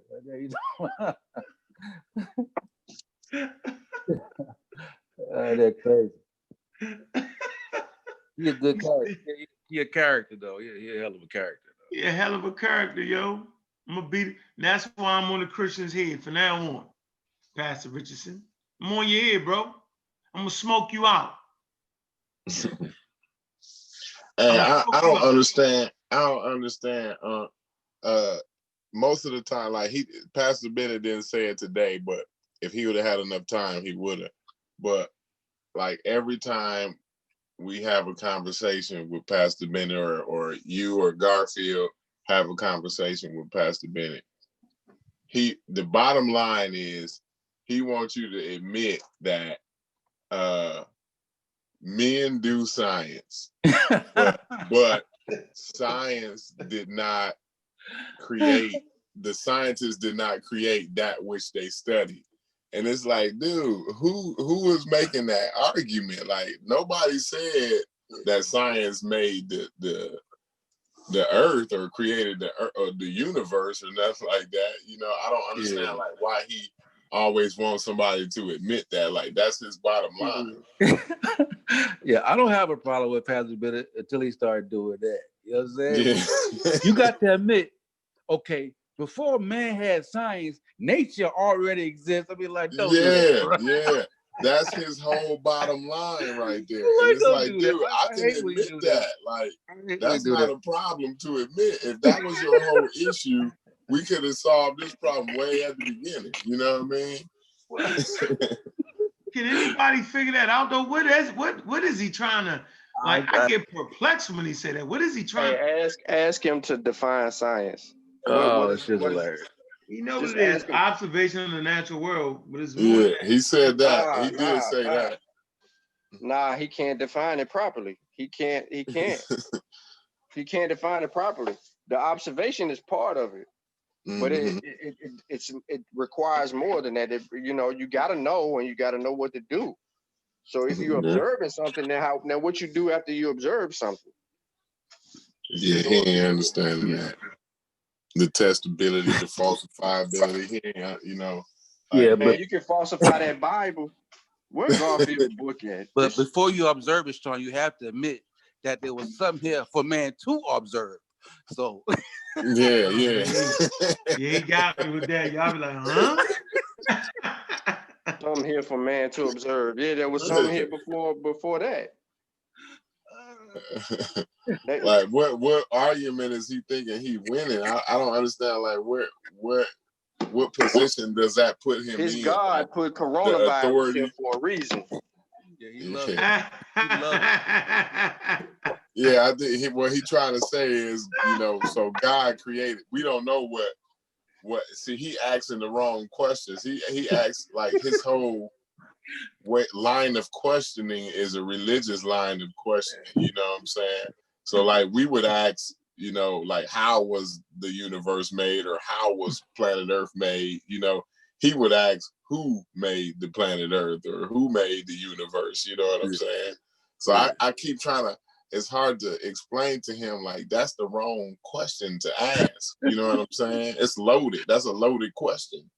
You know, because he feel like he rocking too. When he said it, he feel like he rocking right now. So he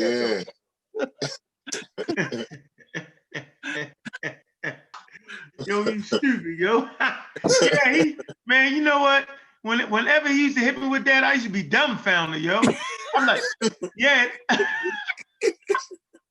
I gotta give it to you, Pastor Bennett. Whenever, let me turn on the camera. Yo, early in the game, you just said I used to be dumb, like.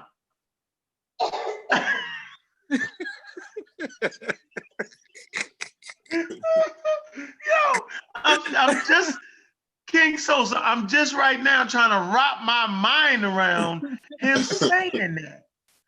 Okay, I know man-made science. Okay, I know man-made religion, and I know man didn't make the world, and the world was here before. Okay, how does that change anything we talking about? Maybe I thought y'all would know. But hold on, since man made science and man made God, that put man on that put everything on an equal playing field.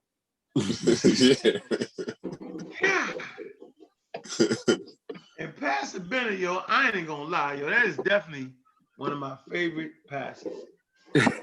Richards, you lucky we run out of time, but Richards, I'm on your head, bro. I'm on your head, man. Parthenogenesis. Then he put up 2 articles to support his claim. This guy goes to the Journal of Nature.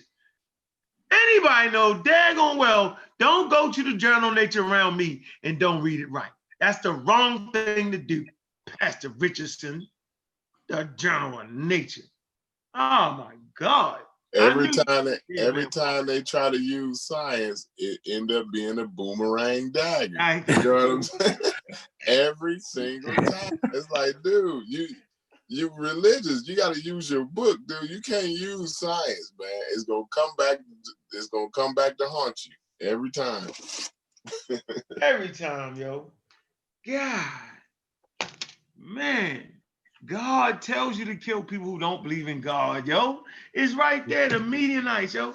Y'all ever read the story of the Midianites? You know that you know Moses was married to a Midianite woman. Y'all know that, right? Yeah. All right, her father, man. Moses and them, God killed his father and them. That's crazy. The guy was like, Moses, man, I respect you. I respect your God, yo, but we got our own gods. Nah. You can't have your own God. The God says you got it. Like, come on, Moses. Yo, they killed the Midianites for that, man. Yeah, Moses was a straight savage. Like he told him like kill everybody and all the men. Shoot, so he killed everybody right there and killed some little boys. He snapped out. He's like, nigga, I told you kill all the men. He look at the little kids like, nigga, them too. I'm like, golly. Shit, they tried to keep sheep. They tried to keep some sheep or something. And he like, nah. Yeah. I think he cursed them or something. Didn't God curse them because they tried to keep the sheep? And he told them to kill everything and everybody. You know what I'm saying? Like, yeah, except the women. Yeah, except the women. Yeah, you already know. You know what I mean? Yeah, they try to say some little kids, little boys. Moses like, nope. Canaanites. Yeah. They can never explain it.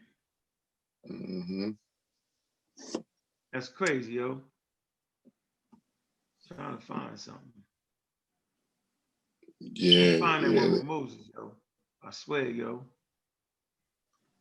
I swear to goodness, yo. That's the last thing I do. I'm gonna get him. Yeah. And he let them rape the women when it was all. Let them rape all the women, kill all the women children, take the women for yourself. What you gonna do with the virgins? take all the women that have not seen child for yourself and do what? Rev Richardson. Right. Explain that. Explain how you kill all the women and children, but don't kill the virgins. So what are they gonna do with those virgins? After you killed their mom and dad. Right, I was gonna say, and then after you done killed their brothers and their uncles and daddies, you know what I'm saying? Like, the animals. they gonna want to be with you. Like the animals got something to do with it. I know. Just killing dogs. Just like, yo, that's the Bible. See, that's why I enjoy reading the Bible, because it gives you a glimpse into these barbarians, bro. That's a barbaric act right there. Matter of fact, the barbarians didn't even go that hard. Let's establish this, yo. The Romans was consistently calling the Brits, you know what I'm saying, those Germanic tribes, the Visigoths, you know what I'm saying, the Goths, right? They was routinely calling them barbarians, but yet the Romans would kill all of them, and they kill a woman and children. It's the same story, yo. Yeah. It's the same story. As a matter of fact, the Romans were so harsh on these people, right, that they start coming up with people that they was calling them redeemers and shepherds. You know what I'm saying? He would come up and actually, fight wars against the Romans and win. And they would call him a redeemer, a savior. In Greek, it's the soter. So Jesus Christ is birthed out of this environment. I mean, story-wise. Because they had fighters that were renowned fighting against the Roman Empire, y'all. This is the environment that these Hebrews make this story up about Jesus Christ, because they was looking for a redeemer. They wasn't looking to die and go to heaven. That wasn't what it was. I'm gonna say it again, that the Christians was a Jewish sect, okay? That's what the original Christians were. They were Jews. They were all Jews. And it was part of Judaism. It was a Christian sect. Later on, it became separate. These Jews was looking for a savior, a redeemer, a shepherd that would come and fight, lead against the Roman Empire. Okay, because this is what was going on in the Gulf empires. You know what I'm saying? They was fighting against the Romans. So, man, you can't trick me. Go trick somebody else. I did not ask y'all to restart me, but you officially have. I'm banging on religion, yo. That's what I'm doing. That's what I'm doing. Because it's ridiculous. And it's a whole generation where y'all trying to Quaku people. Pastor Richardson, I got you, bro. You don't duck now. You reactivated me on that. I was fine with teaching evolution, and then you tried to jump into that and mess it all up. I got the tapes, bro. Somebody want to add something? What's Sunnybrook at? Is that Sunnybrook? Is that the Sunny boy from earlier? Yeah, that's Sonny. Sonny is fun. Hey, Sonny, you funny. Sonny ain't got no earphones. He only got the vocals, yo. He don't hear nothing. We like, hold on. He don't care. He gets it in, yo. Yeah. Interesting, man. I got him, man. I'm waiting to put it together, yo. I swear to goodness, yo. If my name ain't the Real Black Atheist, I'm going ballistic atheism on you, yo. I promise you, yo. They're good Christian. Pastor Bennett, you still ain't answered that question. What is the good Christian nation that you talking about? You wouldn't answer that question. Yeah, he was going around that question. I think Garfield bailed him out of there. You know, what I mean? Like, yo, somebody go down there and drop the per. You know how they throwing the life preserver, yo, get them out of there, yo, pull them out, extract them, y'all, extract them. Yeah.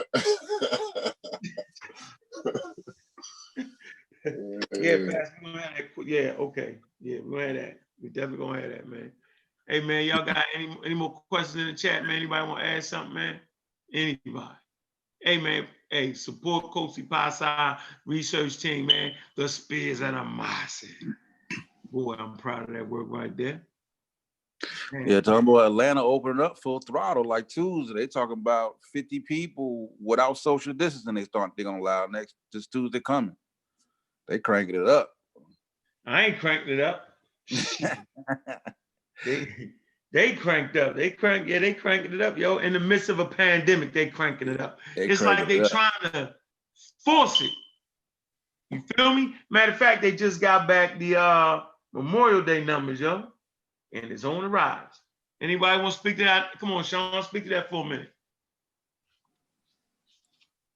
The pandemic. I just think that it's foolish for us to fall into a trap and not be smart. I know people are caught cabin fever and need to get out, you know what I mean? But that's what you're supposed to have a backyard for, you know, a neighborhood for, you know, a park you can go to and kind of, you know, get back into some routines of exercise or something to keep you going. But I just think that yeah, you're right, the numbers are rising, but I think that we really got to be careful. If they don't want to practice social distancing, that's on them. That's a war that they got to fight with themselves.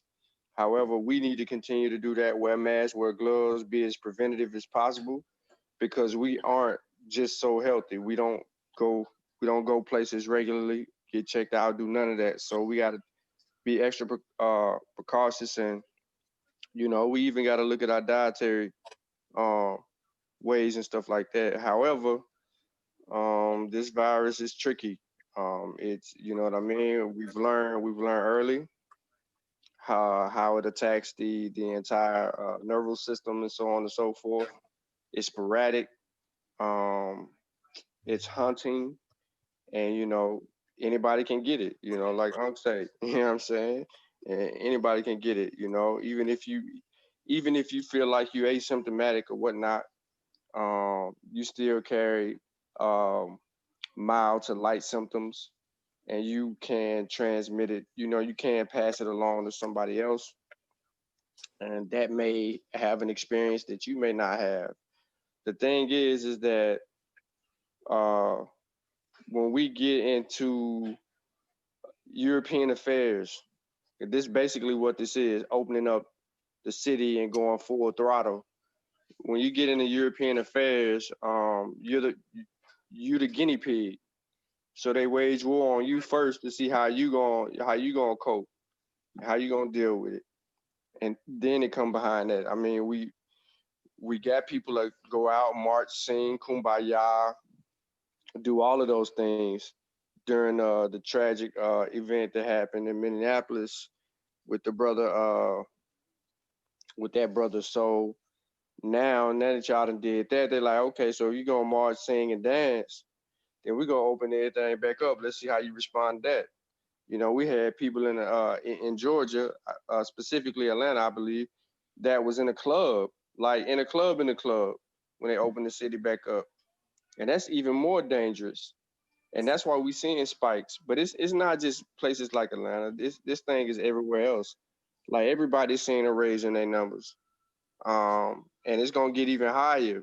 You know, with summertime, and we want to go back. We want to go on the lake. We want to get on these boats. We want to swim in the swimming pool. We want to do all these things. And, you know, somebody with all this sniffling and coughing and hawking and all that, going to be right there with you. You want to get in your little car, roll your sunroof back, go to Mercedes-Benz dealership to pick up lights for your car and all that. Yeah, you going to have that shit. You're gonna be quarantining by yourself in a whole nother, go to your mama house. That's how we rocking. Get out. Go to your mama house. You heard that, Unc? That's what I'm telling you. You probably hit that. We social distancing over here. My kids social distancing. They go to their rooms and play their games, and they don't come out. Shit. Well, Atlanta, they ain't even doing no more social distancing after Tuesday. Yeah, that's crazy, yo. Even the restaurant, you know what I'm saying? Folks can still wear the mask, but shit, I've been in some spots though. I've seen some places where I'm like, yo, I'm talking about rocking. I'm talking about they might have been outside, that like a little Chicago pizza joint. Inside, they had all of it was like a barbecue outside, nigga. Parking lot full, people sitting out long.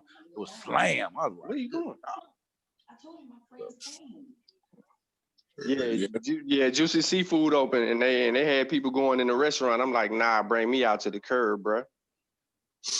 Yeah, they having graduation parties, you know, and everything, which is understandable. I got an 18-year-old, she graduated this year, so yeah. I mean they're gonna have a a drive up graduation for them, but I have been seeing a lot of graduation parties and things like that too. So, you know, we feel like we gotta have those things because we had them, you know. So we feel like we gotta make sure that our kids had that. How about they have a better chance of surviving and prospering and all the other things that would be. Yep, exactly. Yeah. That's why I don't have no problem with social distancing because I keep my distance from you. See what I'm saying? That's how we rocking. Yeah, kids gonna be good. Just the other, just them older folks. Shit, kids gonna be just fine. Shit, my daughter had it. Grandma, grandma and granddad. That's what I'm saying. They going home to grandma. They going home to aunt, to uncle. You know what I'm saying? Like, you know, they ain't thinking about that part of it. Nope. And Uncle let them sucker him into going out there, march, dance, and sing, yo. What'd you say? Now we gotta go catch Uncle in 2 weeks, yo. Yeah. Hey, I'm gonna have to confess to y'all. I did go out there, right? And then I had a bright idea. I said, you know what? We marching, but I can just walk on the sidewalk. Ain't nobody on the sidewalk. I was out there about 4 days. Like, yo, I social distance myself, bro. Kept an eye on my kids, you know what I'm saying? And they mother made sure they were straight. And then my son was like, oh, dad's over there walking on the sidewalk. I'm gonna walk over there with him. So you can't say I ain't go. Don't get mad because I outsmarted y'all. Don't get mad. I walked on the sidewalk. That shit was funny. Let me stop, yo. Crazy. Yo, before I can go research it, Somebody then sent it to me in an inbox. Okay. I'm What? dropping it in the Zoom chat. All right. There you go right there. The main event. These past better do their homework. All right, what's this? Click on it. Share your screen. Oh, yeah, man. Wow. That's on the channel, huh? Yeah, it's classic right there. Classic, yo. Why is only got 1,000? I'm gonna repost it again, yo. So I'm gonna do that. Yeah, but nah, you had to repost it originally because it had that video before was taken down on your original channel. Mhm. That thing had like 70, 80,000 views. Oh yeah. They killed. Yeah, YouTube. Yeah, they just killed me out. Young Pharaoh and them killed. They choked me out, Yeah, yo. that's what happened. Young Pseudo clipped you, and then Yeah, they he clipped is me on out. a YouTube boy for $250,000. Yeah. He talking Nah, about he suing faking. YouTube. He faking. YK the truth. You know, he always put out some good information on dude. He faking at it, man. He Yeah, ain't lift him suing. up, yo. Yeah, YK is his kryptonite. Yeah, He'll that's get on all yeah. this. Yeah, I YK don't sit right there and wait for him to respond, yo. Yeah. He Like, killed him. He tried to ignore YK now. He don't mention it. Yeah. Yeah, that's what he do. Yeah, he don't mention niggas' name now. Yeah, YK, be on shout out to YK the truth, man. I meant to open up with that. Shout out to you, man. You got that dude Buzz Lightyear is conning people for $56,000, yo, in 12 hours, bro. Do you know how many books and shoes and do you know how much we do for the people, bro?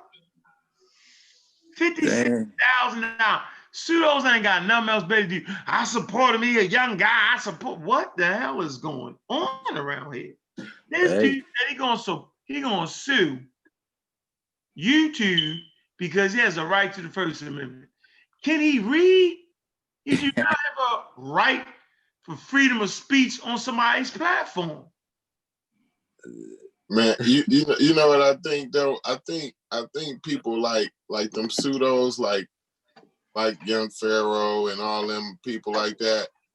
I think they like a drug, man. I think when people hear them, they make them feel good. It makes them feel good, so it releases like dopamine, and then then you get addicted to that dopamine release that you receive when you listen to that garbage. You know what I'm saying? Right. And so then that makes them want to give them $20. You know, you got 50, 60,000 fans and subscribers. You know what I'm saying? 100,000 subscribers. It's easy to come up on $50,000 when they all like drug addicts. You know what I'm saying? And you ain't got to do nothing but talk. You ain't got to spend no money. I can't even get 50 smart people to buy a book. Man, he can get 1,000 dummies to donate $100. I'm like, wow. You gotta figure out how to tap into that dopamine. You know what I'm saying? Yeah, I'm gonna start lying to people too. Sure, y'all paying like that. I'm about to start lying too. Man, I'm what about they to say in Jesus. 12 hours? He did that in 12 hours. I don't know what he did, but I do see when people start catching on to his lies and misconceptions again, I do see it falling. But he gonna fade to black. He only come out when he really need money, yo. He come out when he need money. I ain't gonna lie. He got that from his buddy that he always say be scamming other people. Yeah, the pot cat calling the kettle black. You know what I mean? They play the scamming game. It might be teaming up. They might be on the same team. Yeah, you know, Farrell like good cop, bad cop. You know what I mean? You know, he be entertaining. Nigga, you know, you know what I'm saying? A lot of folks like he entertaining. Entertaining. He entertaining. You know what I'm saying? Like they'll take entertainment over education all the time. Yeah. You know, documentaries is probably one of the lowest selling movies out there. And them be the best movies I ever seen. But you know, like you said, a documentary probably make no money. You know, they probably lose money. Yo, Yeah. peep this though. Peep this real quick. So I know some people in Buffalo, right? Right. So I was like, so y'all be rocking with Young Pharaoh? They was like, who is that? I said, Young Pharaoh, little YouTube dude. They was like, huh? I don't know no Young Pharaoh. I said, he from Buffalo. They was like, let me hear what he's saying. Send the video. It's 10 of them. They like, I don't know this dude. I don't know him at all. I ain't never heard of him, none of that. He ain't out here like that. I said, what? They said, nah, they say he caught a location, did a little time and all that, this, that, and the third. You know what I'm saying? Now he on YouTube, he done blew up and all that. It's like, nah. They don't know this dude. It's just the conscious community. Yeah, right. It's nobody, man. You gotta be on YouTube. I don't know how you get $56,000 in 12 hours, yo, for that shit, yo. It's man, sometimes you gotta tip your hat to Could I it. stick a pin? Could I stick a pin? In Yes. regards to what you guys are saying. Yes, you can. Because I watch a lot of you guys' information and the information you guys push is powerful, even down to Sean. Because I've watched one or two of your bite-sized videos, which I think like that could be a help or a tool to get you guys out there instead of like, because I love these long like I'm up now, it's 6 o'clock in the morning in England. I'm supposed to be sleeping, but I love these conversations. But at the same time, if you guys could do like little bite-sized things, like even down to what is a virus, and just do like a 5-minute video and bite-sizing it, it's easier for everyone to it's just more bite as it is. It's a bite size, and it gets you out there and promotes you a bit faster. It's that could be a tool that you guys could use, because even for me, that would be easy for me to promote you guys. Like, look, you guys know what virus is here. This is I'm listening to these guys here, and these guys are powerful. Hear what these guys are saying. I'm trying to say. So that could be an idea. Yeah, I feel you on that. That's what our home team be doing. Home team make a quick little 10, 12 minute banger and be up out of there. 10, 12 minute video, boom, boom, boom, boom, boom. Next topic. You know what I mean? Yeah. Man. But we we like to break down, you know what I'm saying? I feel Definitely. you know, I do agree, you know, sometimes we do gotta do some of the smaller bits, but me personally. We like to go in all the way in and break it all the way down. You know what I'm saying? Me personally, I love the breakdown. I love it. Yeah. I love it because it gets right to the nitty gritty, and you get all the information, and you get right to the primary. But as I'm just saying, just for a promotional tool, that the bite-sized videos could work in that respect, just as a promotional tool. Yeah, no doubt. Yeah, I feel him on that too. Even though I do like, you know, because I like that gladiator style too, Corey. I feel you. You know what I'm saying? Like, Yeah. You got to be ready right now. You know what I'm saying? Have your notes ready. Ain't no time to be scrambling. Like, shoot, let's go right now, gladiator. But yeah, I feel him on that though. Yeah, I feel him. A little bit of both. Yeah. Now, so who was the guy on Unbiased channel talking about? I can't believe y'all trying to vote. What the hell was he talking about, yo? Who? I ain't seen it. Yeah, somebody. What, recent? Yeah. He was voting video or something talking about crazy. Oh yeah, I ain't seen it in a little minute. He kind of MIA for a minute. I ain't seen him. I ain't seen the last John he did. But anybody talking about not voting, that's straight. Anybody talking about not voting, that's straight. Dang. Yeah, that's straight nonsense right there. You know what I'm saying? Hey, didn't the mayor out there in Atlanta get some police fired like a couple days ago for something? You know what I'm saying? Yeah, she had them fired on the spot. Yeah, 6 of them. Yeah. You know what I'm saying? You know, that's what voting do. Yeah, you know what I'm saying? Exactly. Somebody brought that up earlier, and I had looked that up. Yeah, it's a system. The sister is the mayor out there, huh? That's pretty cool. It's a bottle. They got fired for what? What they do? You know, they tased them young kids. They tased them. They took the gun, bust the window open, tased the dude. Yeah. They ain't tased the girl. That shit was crazy, yo. Yeah, she locked everybody up. That's that how was they around get down the in the ATL, huh? That's how the police be getting down in the ATL. Yeah, yo, that was crazy. I was like, why they doing it? Yo, they ran up in that shit like they was bank robbing, professional bank robbers. Dudes, hit the window. Dudes, open the door. dude, shoot, I was like, what in the hell is going on? Oh Yeah. man, y'all had to fight them police over They'll normally get away with that. While she like, y'all done lost y'all damn mind. Nigga, all y'all gone. Got me Yo, going that viral shit. on TV like that in my city? Shit. Watch what I do. You know what I'm saying? Like, Hey, I yo. think she fired 4 of them, 2 of them resigned. Like, You say 2 of them resigned? I think she fired 4 of them, 2 of them resigned or something like that. Yeah. Yo, that was crazy. What'd they hit the window with, yo? I don't know, but that thing bust instantly. And they hit the old I boy with think that they shot the like taser 4, through the 5 window. times. Yeah. And then they tased the girl. Old girl like, I ain't got no gun, I'm getting out. Nah, you ain't get out fast enough. Right. I was like, what? God. Yo, that shit was crazy, yo. In the middle of a damn pandemic.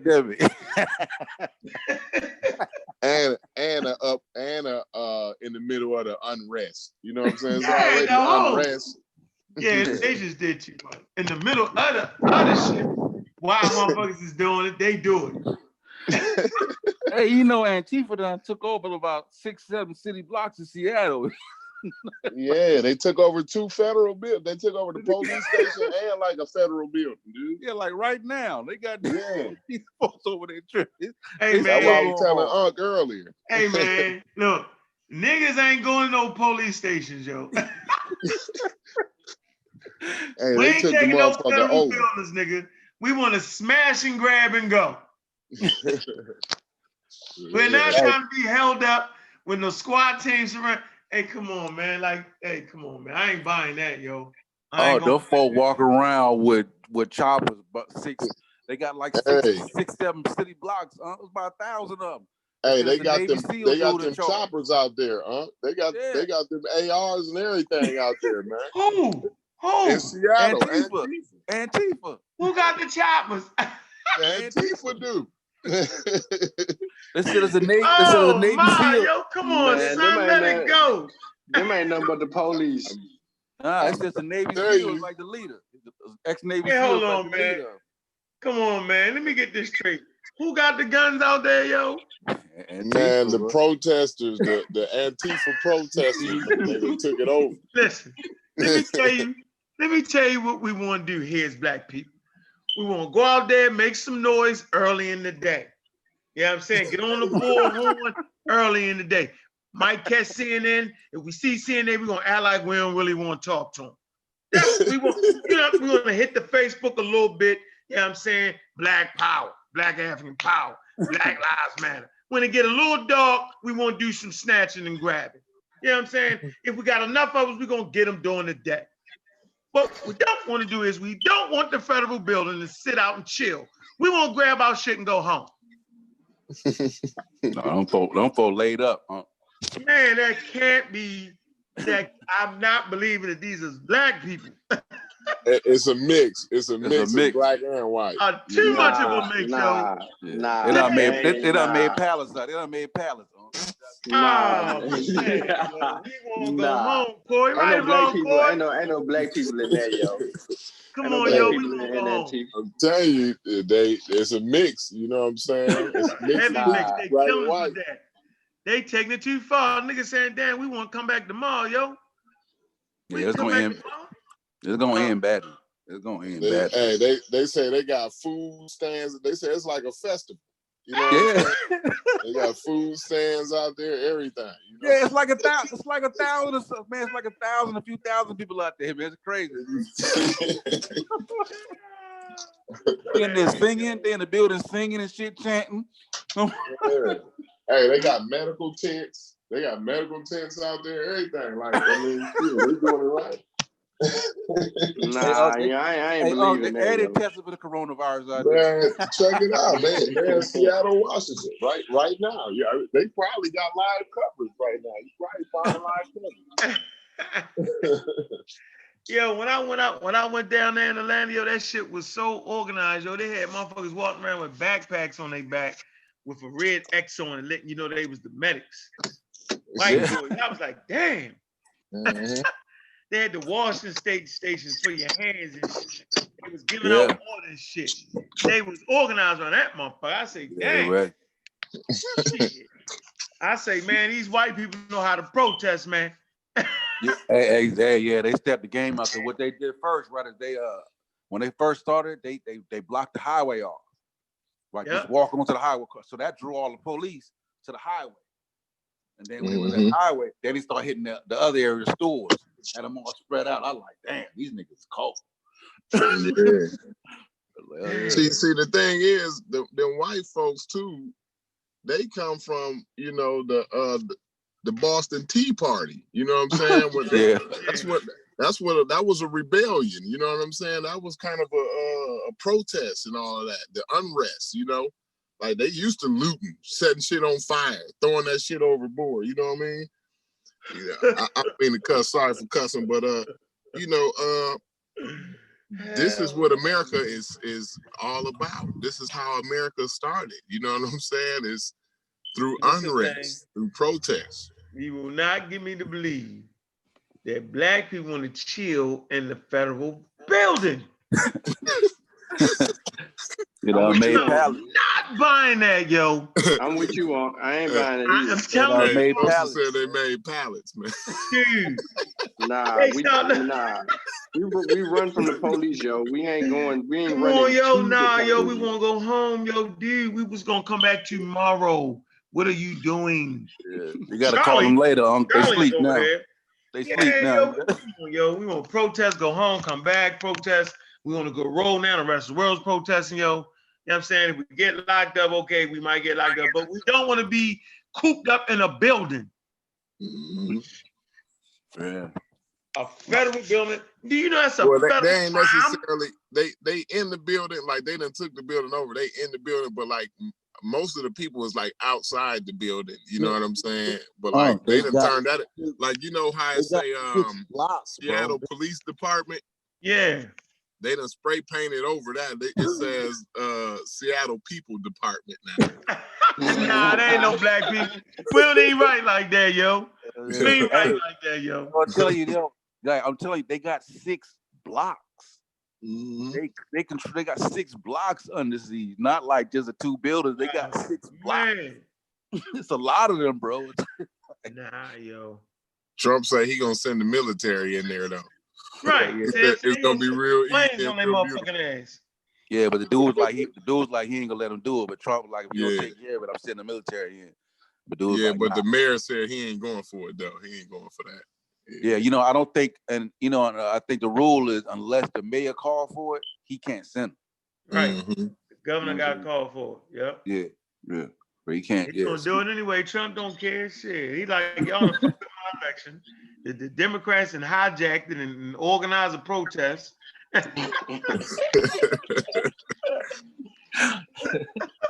Nothing but Obama. Obama at it again. Dirty, yo. They playing dirty, yo.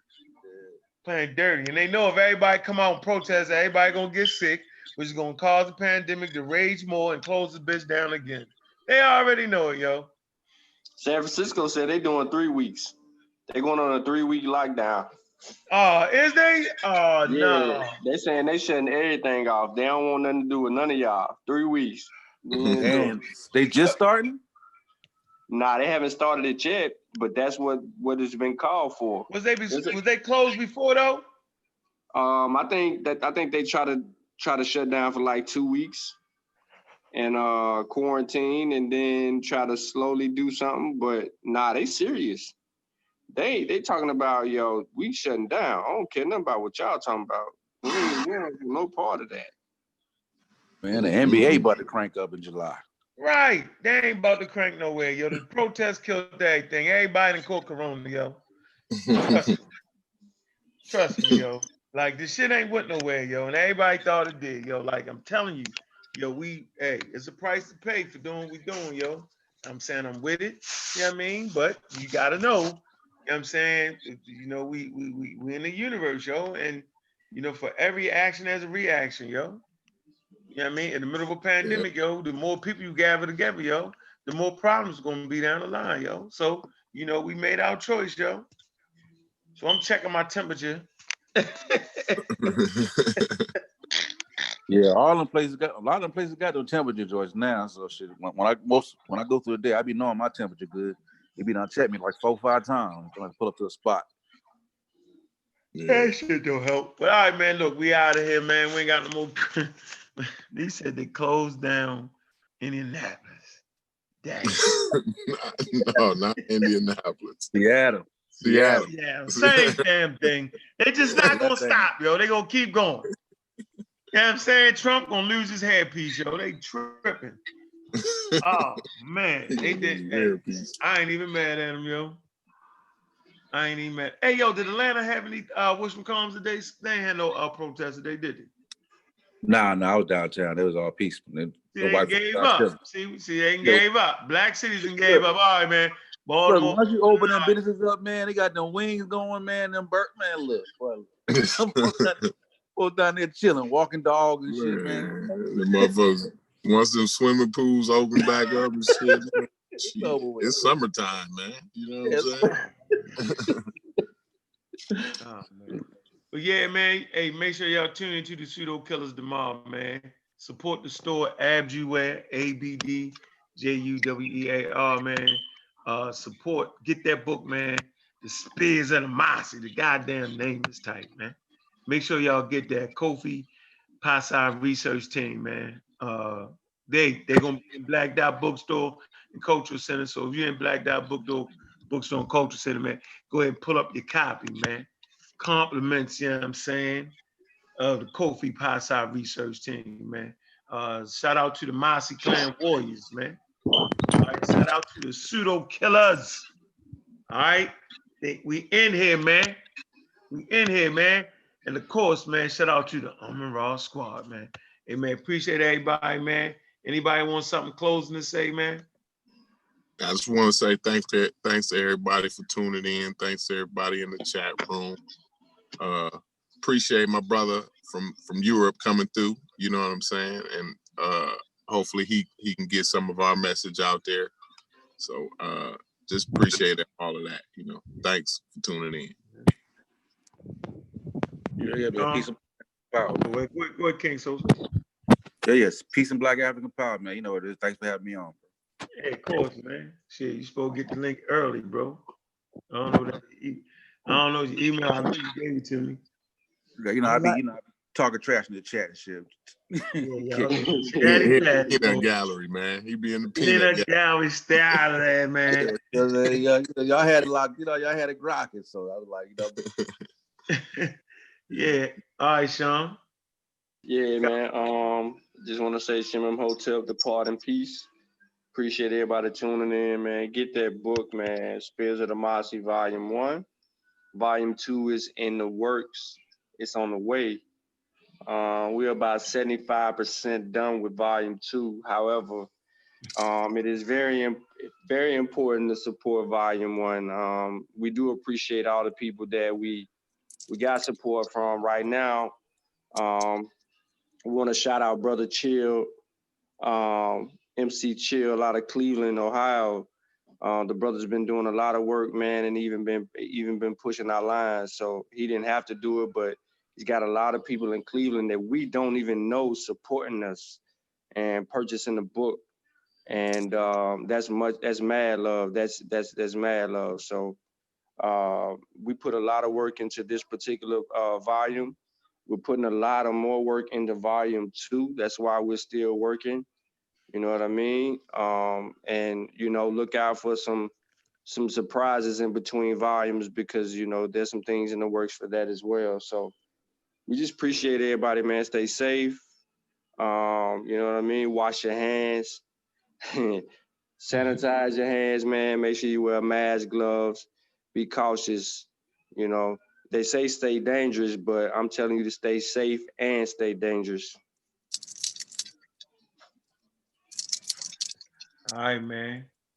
Yeah, we out. Black African power, y'all.